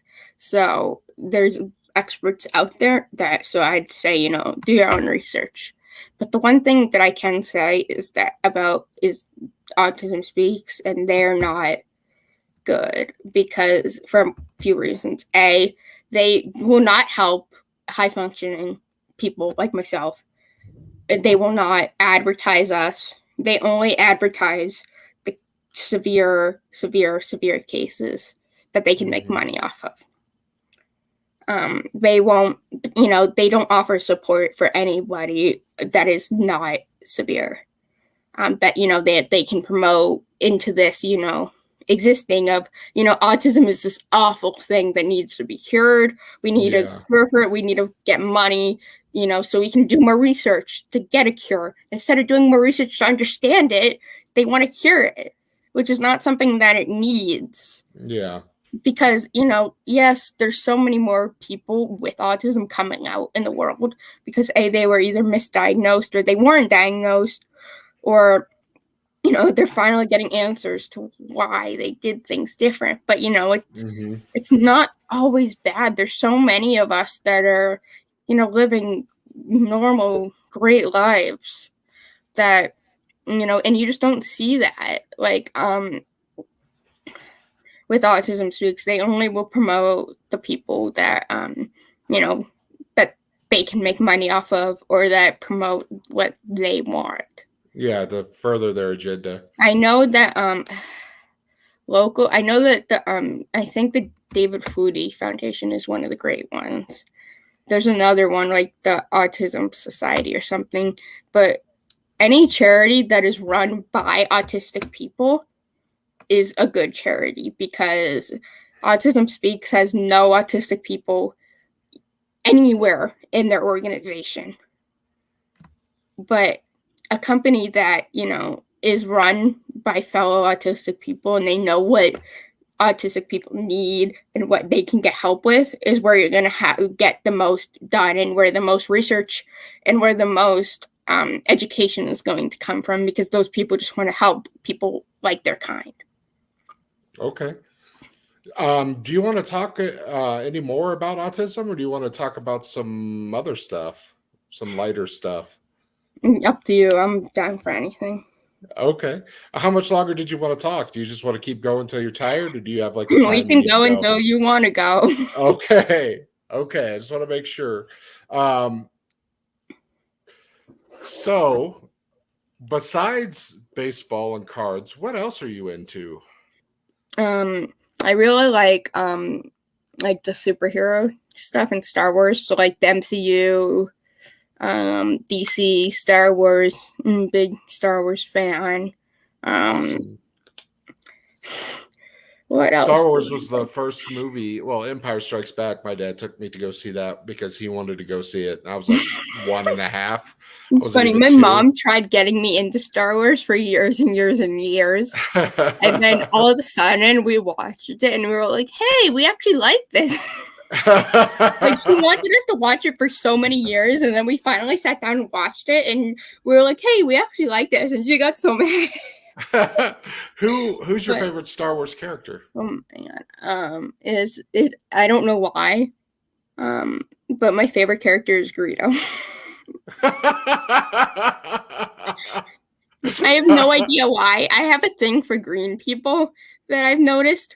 Because I like Greedo, I like Boba Fett, I like Darth Maul, but then it's like in DC, like Joker's my favorite, the Hulk's my favorite in the MCU. So it's like I love Loki. So it's like I have a thing for green people. I don't know why. So you excited about the She-Hulk TV show that's coming? I mean, probably. I don't know. I'm super excited for the Boba Fett thing that's coming out tomorrow, but tonight, midnight. Yeah, but I'm not going to be up at midnight. You still got a bedtime? No, I've got this dog that tires me out. Oh, okay. Yeah, that explains it. Yeah, I don't stay up late for anything anymore either. When you have a puppy, you get a lot more tired than you thought you could be. I just imagine it as a kid. Kids are more tiring. Puppies are tiring, but kids are more tiring. I feel like I'm watching like a 2-year-old every day. Yes. He has way too much energy. I read a report that like the dog's intelligence is about that of a 2 to 3-year-old. He seems a lot smarter than a 2-year-old girl. Well, 2-year-olds have more. The human brain's just different. Yeah. I tell this all the time to people when they ask how Fenway is. I'm like, when we got a toy poodle, I knew that they were one of the smartest breeds. So I knew what we were getting ourselves into, but at the same time, I didn't know what we were getting ourselves into because he's way too smart. Just for Star Wars, my favorite characters are R2-D2 because I love robots. So I like stormtroopers because you could pretend they're robots. So that's kind of like. What do you think about General Grievous? He was a cool character that did get the right treatment in the movie. If you watch the Clone Wars, I love the Clone Wars. Not the computer animated one, the ones that the Samurai Jack, what is it, Jindy Tarkarian or whatever, he did those. They were like 10-minute episodes on Adult Swim. If you watch that, Grievous was a bad mofo, and it was really awesome to see. And then he's just kind of like a coughing clown in the one movie, you know, and it's over not fairly quickly, because, you know, it's like half the movie, but still, you know, it's kind of like, you know, the end of it's just kind of like all we caught. So that's kind of a bummer. One of the first things that actually bonded me and Dylan, and was one of the things that bonded us for a while before we kind of got closer and closer with sports, was our love for Ahsoka Tano. Yes, she's an amazing Star Wars character. One of my favorite characters, like, ever. And it was like he loves her too, which is one of the first things that actually pulled us closer, which was what pulled us close together originally, and then we just got closer and closer over the pandemic. Cool. How'd you feel about her live action Mandalorian? I loved it. I was so excited to have her on it, you know, main screen. Yeah. Rosario Dawson, I love that actress. She does such a great job. Yeah, she's so good. And yeah, I was so excited. And my wife's like, "Who is that?" And I was like, "It's a cartoon character. You don't know her, but she's like really important for the last 10 years of Star Wars." She's so important in the Clone Wars. Like, yeah. And then in Rebels, I haven't finished Rebels, and I haven't done anything else. Oh my god, Rebels is so good. Yeah. I binged it, and then I can't binge stuff. So I get tired of it, you know, like I like movies. I am a movie fan. I like, you know, 1.5 hours to 2.5 hours of a movie, and then I'm done. So like when there's like 3 1-hour episodes after 2, I'm like, this is like watching a movie. I'm tired. I need a break, change it, need something else. I can't, it's just, so that drives my wife nuts, because she'll want to be like, let's watch all 10 tonight. And I'm like, no, let's watch 4. Maybe. So do you read comics, or are you just about like the characters, the cartoons? No, I don't. Movies? I don't like reading. You don't like reading at all? You just haven't found anything you like? Or no, I have parts back onto the disability part of it. Well, because of my ADHD, but also I have a very hard time reading books, anything that is too clobbered together, because I'll be reading something and then my brain will jump up or down, and then I'll end up reading the same sentence for like 20 minutes. Oh wow, that is so like yeah. That would stop me from reading. I've done the same line a couple times, and I've been like, well, it's not 20 minutes is a bit exaggerated, but it can be like, I can read it up to like 10-15 times and then be like, oh wait, I was just reading the same thing over and over. Stupid book. I thought I was reading a page, but I'd read it and then my eyes would jump, so I'd have to go back and I'd read it again, and my eyes would jump again. So I'm like, so what's your favorite MCU movie or show or character in that? I really liked the new Hawkeye series. I haven't watched any of that, so don't spoil it for me. Oh, it was so good. Good. I'm looking forward to that. I really enjoyed all the Disney TV shows, but me too. I loved them all so far. I have to, as a huge Loki fan, since Avengers first came out, the Loki one had to be my favorite, because I've always enjoyed him. So to see him get his own show that was like a 40-minute episode every, just talking purely about Loki was something that I really enjoyed, considering, I've been a huge Loki fan. Once again, for no reason other than I just, green. But I thought blue is your favorite color. Blue is my favorite color. Green is, blue isn't green. I think with green characters, they just add a lot. Like, the green characters are always the more mysterious characters, which must be what I fall into. So Kermit the Frog is mysterious to you? My favorite Muppet is Animal, even though That's my dad's favorite, but that's another story. I just love how crazy he is. Yes, everyone loves Animal, from Muppet Babies to, just banging on the drums, being weird. I always kind of like Gonzo, just especially in the Fozzie has been a big talk in my house, especially with Michael Walker getting all of that prime time and then signing with the Red Sox. Yeah, because my mom heard him on. Hold on, I'm being interrupted again. Yes. Okay, you don't want. But yeah, so like whenever she saw him on TV one day and was like, "Wait, that's Waka," and she was like, "The only thing I can think of is Waka Waka." So, yeah, but I mean, so Star Wars and MCU. Anything else that you like to watch? I like true crime. You like? Yeah, I'm a very shows? I like crime stuff, but it only during the day. Oh, do you get? Because if I watch it when the sun is down, I get really, really bad anxiety. Oh, okay. See, I love scary stuff. It never scares me. I will scare it. I will be up all night. Okay. Yeah, no, I can do. I'll do it. I'll geek out during the day on it, but not during the night.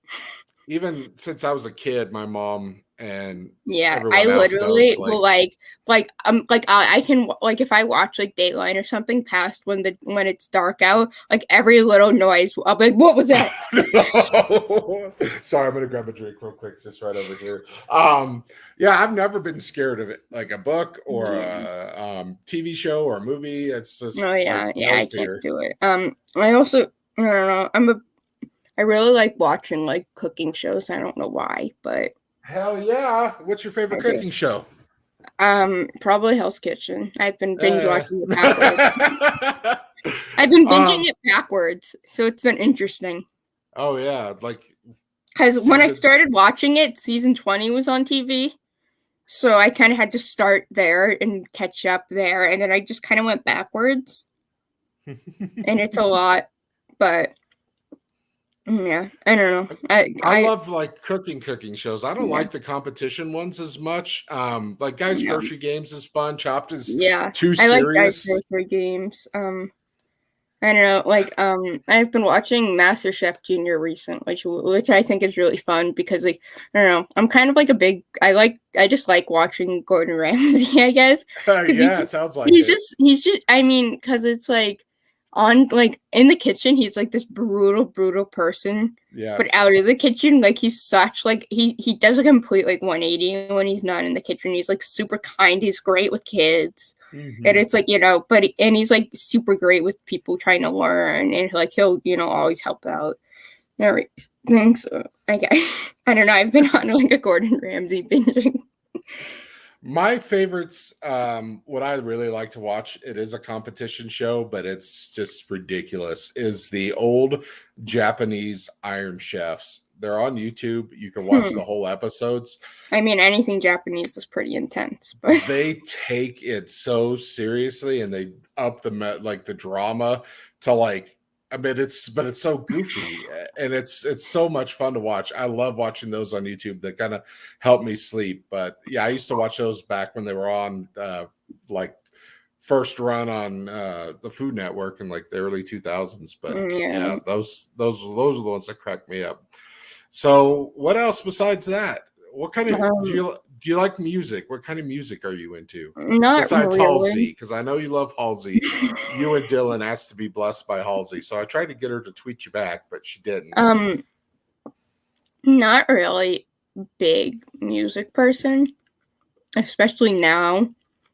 I'll still listen to like the stuff from like when I was younger, like 2010, so like Big Time Rush, One Direction. I still I'll listen to their music, but besides that, nothing really. Not super into music now with like artists now. Okay. It has nothing to do with your autism or anything. No, it's just I'm not taste wise. My It's taste wise, yeah. Just like I don't like the type of music that people are putting out now with like all the swears, all of that stuff. It's just not my thing. But then it's like whenever like I only listen to music like when I'm like super stressed out or I'm at the dentist and I need background noise.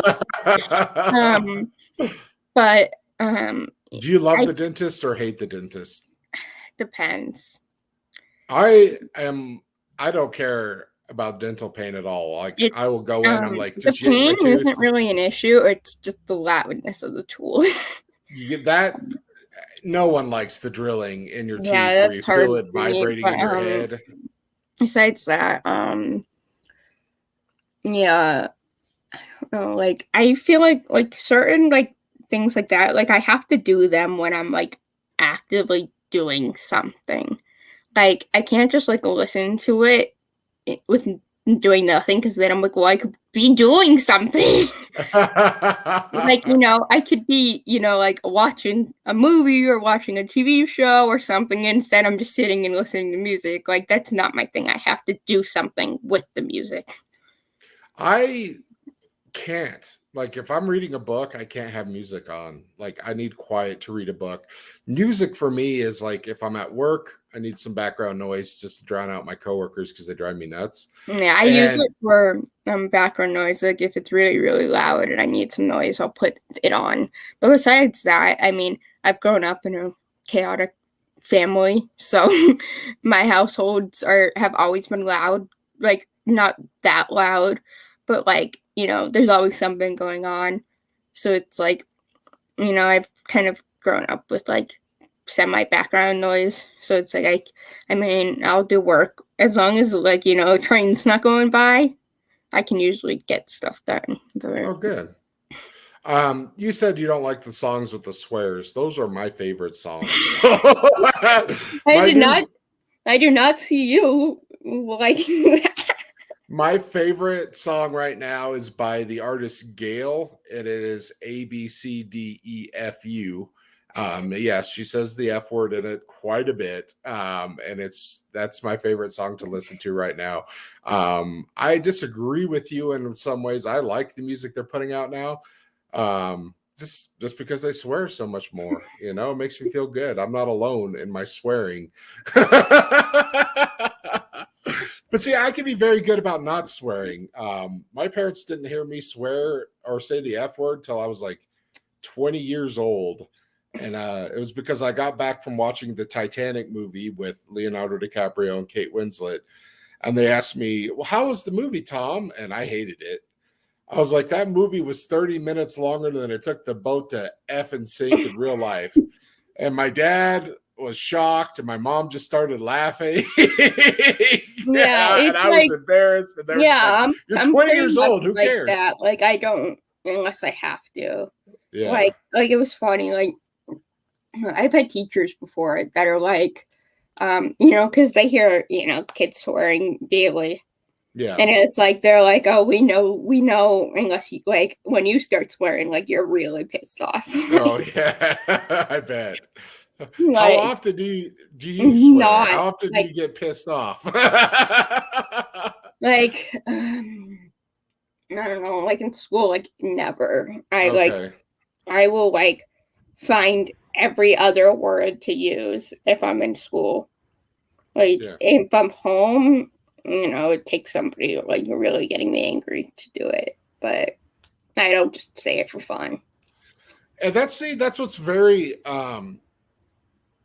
it's like appealing to when you find someone that's chooses to use other words, because it takes a little bit more effort and a little more thought and consideration. So it just shows that you're a kinder, more considerate, thoughtful person than I am.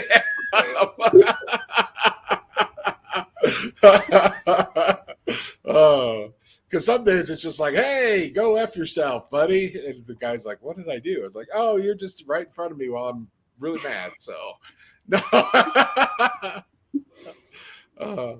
So what else? What else are you into? What else you want to talk about? I know you have hard times with no subjects, but the point of this show, let me remind everyone, if this is the first time you're turning into the show, the Tom Show is all about me I have a hard time getting to know my friends on a deep level. I know people on a surface level, and I'll be like, I support you and I love you and you could do it. And, but I don't know the inside of my friends' souls or their hearts or their desires. And it's very hard for me. It's uncomfortable for me to get that personal with people. But if I do this YouTube show and I pretend I'm a famous person and interviewing other famous people, which Bella has twice as many followers as me, so she is doubly famous. I say like half of them. Like half of them I think are from like my Minecraft days so like I joke, I'm like, I think I only have like 2,000 followers. And because like if you look at my tweets, like I can just tweet stuff and like they can be up and like nobody will say a thing for like ever. Like they won't even get a like or anything, and it's like you have like 10 followers all over again. No, that doesn't matter. All that matters it doesn't matter to me. I just find it funny. Like I can tweet something like actually funny or something and it won't get any attention. See, Jacob, you're saying this that you know this already, but every Tom show is going to be someone's first Tom show. And that's why they say in comic books, every comic is going to be somebody's first comic. So sometimes you do need to relay the basic information just a little bit. But yeah, I do the Tom show, get to know my friends better, helps me fight my depression instead of me like moping or being sad or watching someone play Minecraft on Twitch. I'm here doing this and I'm engaging with my friends and, also sharing why I like Bella. Now people know why I like Bella. And maybe they'll like Bella and maybe they'll, know how to approach Bella or follow her on Twitter or join her stack sales or send her tons of Red Sox cards. Because that's what this is all about, is getting free stuff. Hopefully one day I'll get a sponsor and they'll just send me free stuff and then it's easy street. Just so that's the whole point of this show. And it's just been so much fun for me. Or in my case, get your family extremely excited and angry that you didn't let them know that you were being interviewed by somebody. Yes, like I know that you told me this. Like we have 8 viewers right now, which is really good for my show live. And I usually get like 40 to 50 on the replays, so I'm dozens and dozens. Yeah, I got it. Yeah, I'm like sitting in bed, like watching Hell's Kitchen, and I get this text from my mom, like, "What's this?" I'm like, "What?" And she's like, "You didn't tell me you were being interviewed." I'm like, "Oh yeah." And then like 10 minutes later, my grandma comes up calling me and it's like, "Excuse me, why didn't you tell me about this?" I'm like. It's not a big deal to you and me, but I guess it's a big deal. Why is it a big deal to them? Do you think? You don't know? I think it probably goes back to what we've talked about earlier. Is it's they try so hard to make me feel included and inclusive and like a normal kid. So to them, the fact that somebody wants to interview me because they like me, I think it's just something that makes them super excited and makes them super happy. Yeah, it does. Because I just ask people, like who wants to come on the show, and then like, a couple people ask, but then I just was like, I need Bella. I was like, Bella, please, can you come on my show? And you were like, I was like, okay. when my grandma was like yelling at me about it, I'm like, it's not that big of a deal to me because I'm like, it's just Tom. Tom's a weirdo. Mom's joining the show. Okay. Mom needs to say that the reason why Mom got very angry about not knowing about this is that we are very passionate about what she does, even though she's taken over my whole entire playroom, and has given me no place to set up a treadmill for my fat behind that has become you've got a dog that you can work you out due to the pandemic, and that it's for us it is a big deal because we know how much she does and how hard she works. with this. And in all honesty, I was looking at space for her to set up a store right before the pandemic hit. So thank heavens that did not actually go through.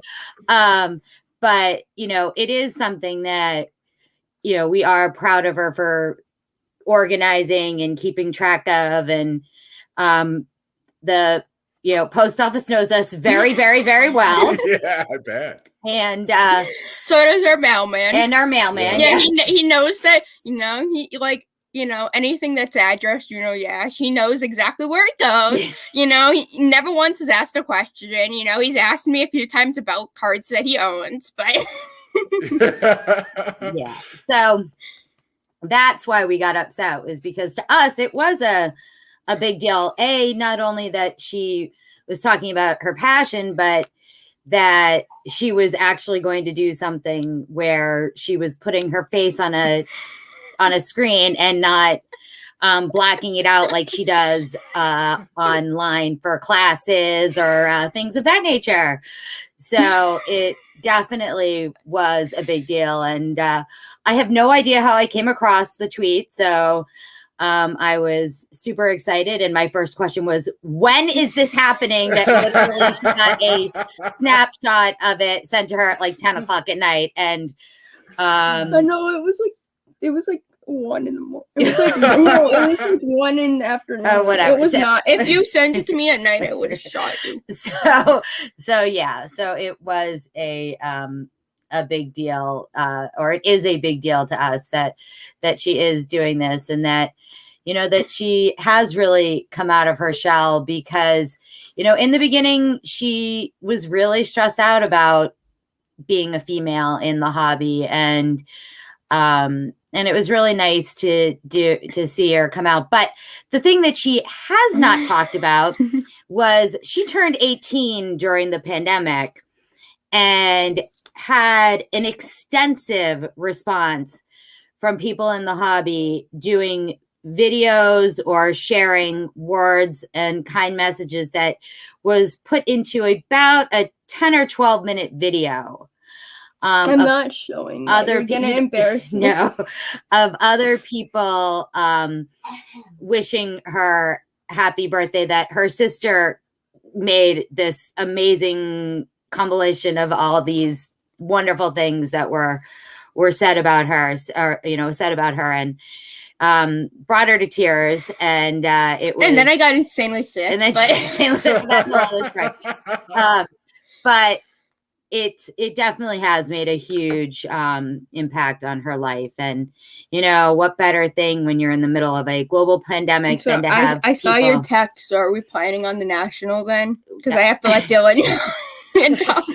She survived a Comic-Con with supports. I think she could survive nationals with support. And I'd have Dylan with me the whole time. So Dylan would be. Do you think it's something to talk about? So, but yeah, so I think she doesn't get told enough how amazing she is, and I tell her all the time. She's so amazing. I wanted her on my show to make me more famous. What are you talking about, Mom? Like, you know how special she is. We also know how special she is. That's why we want to talk to Bella. That's why we want to know more. She means, I mean, she can't mean as much to us as she does to you, clearly, you know, blood, mom, baby. But she is so well respected. So well respected and loved by so many. And you mentioned the video that her sister did. Yeah, that's true. And she gets that probably not, if not every day, from someone on Twitter, you know, every other day at least. People are like, you're awesome, you're the best. We love you. Me a lot. Yeah. And she's also fortunate that she's had a lot of great experiences as well within baseball. I mean, I know it's, you know, they're not all huge things, but, you know, being able to, you know, go on, you know, the trip to DC to see the Nationals play, and jokingly have our pitcher give us all of our run support for one of the games. Ricky. So, you know, she's had the opportunity to meet unbelievable amount of players, and I am going to throw something out to however many listeners you do have. We are very active in the Adopt a Minor League player program that's on Twitter. And where's my it should be on my end table. If not, grab yours. Okay. And we are very fortunate that we have 3 great adopted or what's the right word? Sponsored. 3 great players. 3 great players. Awesome. Do they have cards that you're collecting? Do you collect your sponsored players? That's cool. Yes. They don't have. Go get one. Go get one. They don't have that many. But I've made it very clear to her that once they get their first moments, they're going to be coming every day. Yeah, that's awesome. Yeah, that's great that your mom jumped on, and I had the feeling that. I knew she was. I knew we weren't going to make it the whole show without her jumping. But if you want to tweet the information for the Adopt a Minor Leaguer, I've seen you tweet that before. I've seen or someone else tweet it before. The ad is just Adopt a Minor League or player. We can share that too. So here's our player that will probably most likely make the majors, hopefully next season. Brandon Walter. What team does he play for? He played on the Greenville Drive in the Salem Red Sox this year. He most likely will start the year in AA in Portland for the Portland Sea Dogs in 2022. This is a signed ball that he brought us. Awesome. He was the MLB Pipeline Red Sox minor league pitcher of the year for 2021. Oh, cool. Yeah, that's really cool. And he actually got interviewed a few weeks ago by for the Boston Globe, which was really big. So he's really starting to get recognition. It's not as cool as a Tom It's been show, so fun. It's just so fun watching these kids, I want to call them kids, but watching these guys grow, just from, these minor leaguers that really, really needed help, and watching, especially during COVID, and watching their journey, just, from how much better they're getting, it makes me excited every day to, look up their stats and, cheer them on, and, it makes us feel good, knowing that we're making a difference in the game. Yeah, and they've become family. Actually. No, yeah, we can't wait to meet them. We've told cool. If he our player Brandon, if he the first game that he starts, regardless, because a lot of the AA teams are around here, New Hampshire, Connecticut, we basically said, the first game that he starts that's around here in AA, he's we're gonna be at, and then we're gonna take him out to dinner that night. Oh, that'd be awesome. Yeah, that sounds super fun. What a great idea, because come here, buddy. Because we all saw the stories of they get half a peanut butter sandwich, or they have to share 4 beds with 12 players. Or it's something. Still pretty bad. Yeah, we were talking to Brandon that they were doing 6 people in a hotel room. The Red Sox actually though did you showing your smile? I do have to say did step up. I think a lot better than some of the other teams did during COVID. They did pay them at least through, I think, the end of August. And they are guaranteeing housing for this upcoming season. Of course, it will be interesting to see, we're still dealing with a lockout, so the minors might be all we have. You want to know what the Rockies did during the pandemic? Nothing. They made their executive staff, or their in-house managerial staff, not like the baseball managers, but the office people, they would have them do the laundry for the players because they didn't want to hire people to do it. So it's hey, you're our accountant, but you're also going to be washing Nolan Arenado's underwear. So it's good to hear organizations actually, trying to step up and take care of the players. And this is something that we're very active in, and will continue to be active in, regardless if our players make it or don't. Yeah. As they go up, we'll probably start to look at more, who are down at a lower level, so we can support them, because it's so sad how many people have to quit pursuing their dreams of playing baseball because they don't have the financial support for it. Yeah. So, and crazy. it's something, you know, it's something that we very, very much have near and dear to us. So it is something that it's paying it forward because the Red Sox have been so good to Bella and our family. It's something very important to us as fans. So, you know, regardless of where our players go, you know, they know they always have us. You know, regardless, you know, no matter how many players we take on or don't take on, you know, from the first 3 that we have, you know, to however many we have in the future, it doesn't matter. You know, they'll always have us if they need us. That's awesome. That's a great clause because we you saw those horror stories. I mean, it's like, how is this acceptable, man? Like, and one of our players, actually, we had you know, during COVID, we helped him pay his rent. He needed some new bats last year. So some of the money that I made from my stack sales, I sent to her, and she sent to him so he could buy his new bats. And then, you know, and then he hit a home run with them. That's the coolest story. So we were like, oh my God, he hit a home run with the bats we bought him. That is so cool. Like, but we didn't buy them. We helped him pay for them. But I mean, it was super cool. But like, just to, you know, have this experience, especially with Brandon, with how good he was last year. You know, we all sat down together and watched his first game in High A. And it was, you know, he could probably hear her screaming from in Salem. But I get kicked out of the room a lot. Yeah, she got kicked out.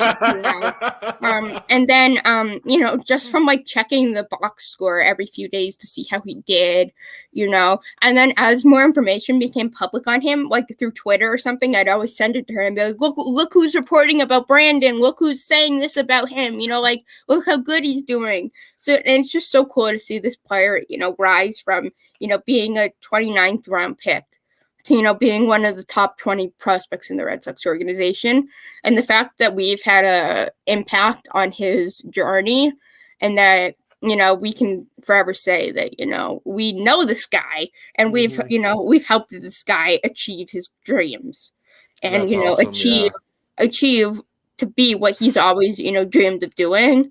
And, you know, just by simply, you know, being there for him, you know, sending out gifts, you know, for food. Snacks. Yeah, like gift cards for food, you know, rent money, whatever he needs, you know, just saying that, you know, we had an impact on his journey and helping him achieve his dreams is something, you know, that's really special.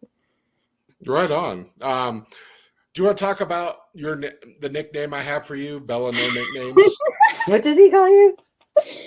She won't let me give her any nicknames, so I call her Bella No Nicknames. So, Mom, if you want to come back in,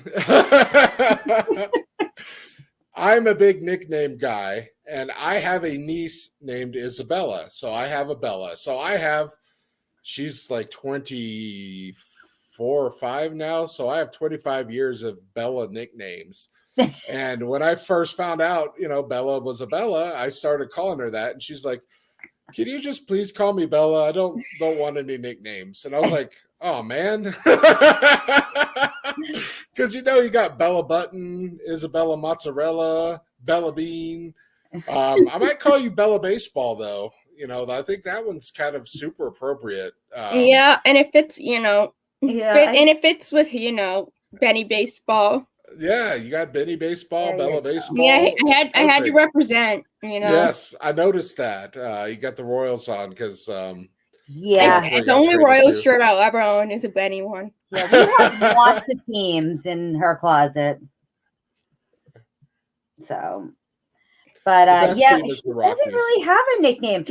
Mostly because she's named after my grandfather, who is Isidore, and so that's where Isabella came from, and they called him Izzy. And so since he was Izzy, we took the Bella. Yeah, Dizzy, because Izzy. You know, they always called my grandfather Izzy. So she just took a Bella because there was actually a couple of there was an Isabel and 2 Isabellas in her kindergarten class of 15. So the teacher was like, "You guys need to figure out who's what." And since she was already Bella, she stuck with Bella. So in all honesty, if she were walking down the hall and somebody yelled out Isabella, she probably wouldn't answer. No, like the only day I genuinely look for it is on the first day of school. Because you know that everybody's going to call you that. And even then, I still struggle with it. Like, they'll call it out and I'll be like, oh, wait, are you talking to me? You got used to the new last name then? I mean, that one was easier because they don't go by last name. I just had to listen, go higher up in the order. So, Mom, is there anything truly embarrassing you want to talk to us about for Bella? Oh, goodness. Embarrassing. Oh, my God. I am so thankful that we had COVID for my 18th birthday. Yes. Because she had literally talked to my school and was like, can I have Wally come to the school for her 18th birthday and just embarrass the crap out of her? And I'm like, you really had that planned? Like, oh God. Like, and then thankfully my birthday this year was on a weekend. So like, I didn't have to worry about the last year of being in school being completely embarrassed. Yeah, I love birthdays and embarrassing the kids. She used to throw confetti on us on her way off the bus. Well, me, because I'm the only one that's had a birthday during the school year. Yeah. Because my sister's right before the school year. So it's like I was always the embarrassed one. Yes. That's awesome. I'm waiting for this little guy to have his turn. Yeah. No, you really don't deliberately try to embarrass her, I should say. I mean, she's a teenager. I think she's had more more excitement than embarrassment. Okay. I think probably the biggest embarrassment was actually a baseball story, which was when Chavez got out of his chair and was so excited with the Batman mask. And that got recorded and was shown all that over. Was so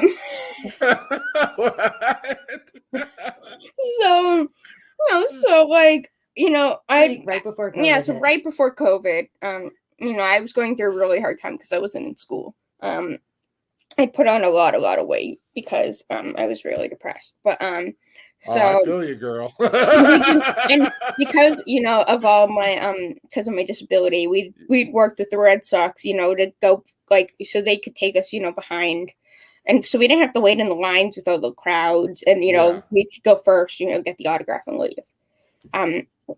So my mom worked with them so that they could set us up so I could meet Chavez, who was my favorite player at the time. That she hadn't met. That I hadn't met. He was right under Benny. Yeah. And so she worked with them to meet him. And we brought a Batman mask because he for Halloween drove in Batman costume, full costume on the highway, and then went to the gym in full costume. Dark Knight. So head to toe. So we brought a Batman mask and it lit up, and I gave it to him to sign, and he freaked out. He was like, oh my God, this is so cool. So he literally got up to give me a hug and to take a picture with me. And the whole thing got recorded without us knowing. And then it got posted on Twitter. And I was like, oh my God, I was so embarrassed because I'm like, I look so bad. About what? How it ultimately came to an end at the Woo Sox. Yeah, and it's so cool. Like, we sent him something when he was in Worcester earlier, before he got traded. Yeah. which I'm anti-Bloom, considering he trades some of my favorite players. But we sent him something, when he was at the Woo Sox, and he we got a picture back saying that he kept the note in his locker and the picture of me, and that saying that I still collect all of his stuff in his locker every day, so he could look at it before games. That's cute. And then when he got traded, he specifically asked the picture to be sent. Pictures, actually. So that was pretty cool. That is pretty cool. You live the best baseball life of anyone I know. He really does. She's let's just say, I think this was the first year our holiday card did not have somebody or something related to baseball. It did have something related to baseball. Well, the dog, and it also had the girls in a picture. In well, front to be fair, we didn't really have a choice. When she told us we were getting a puppy, she's like, "Okay, so what are we gonna name him?" Like, once we found out it was a boy, I'm like, "We're naming it Fenway." End of discussion. Well, Bella, I think I'm gonna get off here soon. We've been going for about 2 hours and 10 minutes. Anything you want to talk about to wrap this up or finish on, or anything you want to say? Just, my basic things, be kind, be respectful. If you ever need anything, feel free to reach out. Anybody. I'm always there to listen, to talk, whatever you want. Spread positivity. Don't, keep things positive. There's always a light at the end of the tunnel. The Yankees suck. Well, Bella, I would love to have you back anytime you want. Anytime you want me back, feel free to, message me on Twitter. Will do. Please stay in touch. We always. We do sometimes go a little while without checking in on each other, but I do that, and that's me, because I don't reach out to people because it's just not, because of everything. Yeah, I usually don't either. I usually see a tweet or something like if tweet, that's usually what I do. It's like, I love, I see your stuff on my timeline all the time. Well, you're constantly replying or retweeting. When you tweet 3,000 times a day, Bella, people are gonna notice you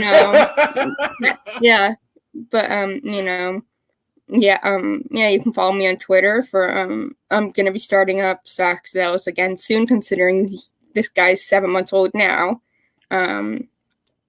Feel free to talk baseball anytime with me. Shark. And then BOS, yes, with one S. Awesome. Yeah, good job, Bella, from Jacob. Thank you guys. That was great. Flex Burkhead said mom face reveals epic. Your mom said yes. Your mom said a whole bunch of stuff. I don't know. I have a feeling my grandparents are probably asleep. Well, they can catch the replay. I send the links right out after. They can watch it anytime. Bella, this was my favorite because my favorite interview I've done so far. And, I'm super close with like Che and some of the other people. So, I kind of knew what to expect. You were amazing. Like, I felt bad. I'm like, this is just Bella's show now. I'm just going to sit back and let her talk because she's got so much to say. And I just want her to say it. Yeah, I've got a lot of insight for, 19-year-old. Yeah, no, like it is. And please, when you have a stack sale or something you want to talk about or anything you want to share, you just contact me and be like, hey, I want to come on the Tom show because I know that there's like 12 people that listen to it. And I need 12 more buyers. So no, totally not. Not like I've said, stack sales are not about the money for me. It's about the fun. No, I know. I'm just poking fun at myself because that's what I do best. Shout out to my friend Danny, who will never probably see this, for being making me super, having me enjoy fantasy football. We're gonna beat Matt. Good. You should send the link. Cardboard Hero 35. 45 is his ad, and Danny's ad is Tatis MVP SCN. But we're gonna beat Matt because Danny. Okay. Danny's my coach. I just click all the buttons. But awesome. I've had so much fun learning football from him, and it's given me an excuse to talk to him. So why are the Denver Broncos your favorite team? I honestly don't even have a favorite team. Like, not all about the Patriots or anything. No, I've never. You're just about the fantasy players and never was big. Never was big on that. I'd always watch the playoffs and stuff, but because that's like you have to here. Yeah. But I mean, I don't know. Yeah, I've found Copper Cup or Cooper Cup, how other people call him. Yeah. And Jonathan Taylor and Austin Eckler have saved, been the MVPs of my season. And Austin Eckler went to the same college I did, a small town in that's Gunnison, cool. Colorado. He's my side PC. So it's been great though, because me and Danny have a lot in common. He's also on the spectrum, so I mean, it's made us be able to talk about a lot of other things, and just given me a reason to talk to him. I've enjoyed. So, yeah. Awesome.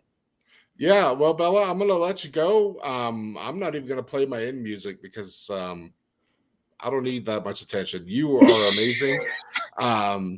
Welcome back anytime. Like I said, you reach out to me and I'll reach out to you. I think, I'm full up kind of for January, but yeah, anytime you want me back, feel free. All right. Anyway, we'll definitely make an appearance because he loves the camera and he loves the attention. Of course, we all want the attention. Considering he's interrupted multiple times. That's why we do this, Bella, for the attention. They tried to keep him out. He didn't want to stay out because, clearly he loves it. All right, everyone. Bella, don't go anywhere. I'm just going to end the broadcast. I want to chat with you just right after. So thank you, everyone, for watching, tuning in. Whether live, we have 8 live viewers, which is amazing for me. I think we're going to have a lot of people watch this show because everyone loves you so much, Bella. Thank you so much for coming on my show.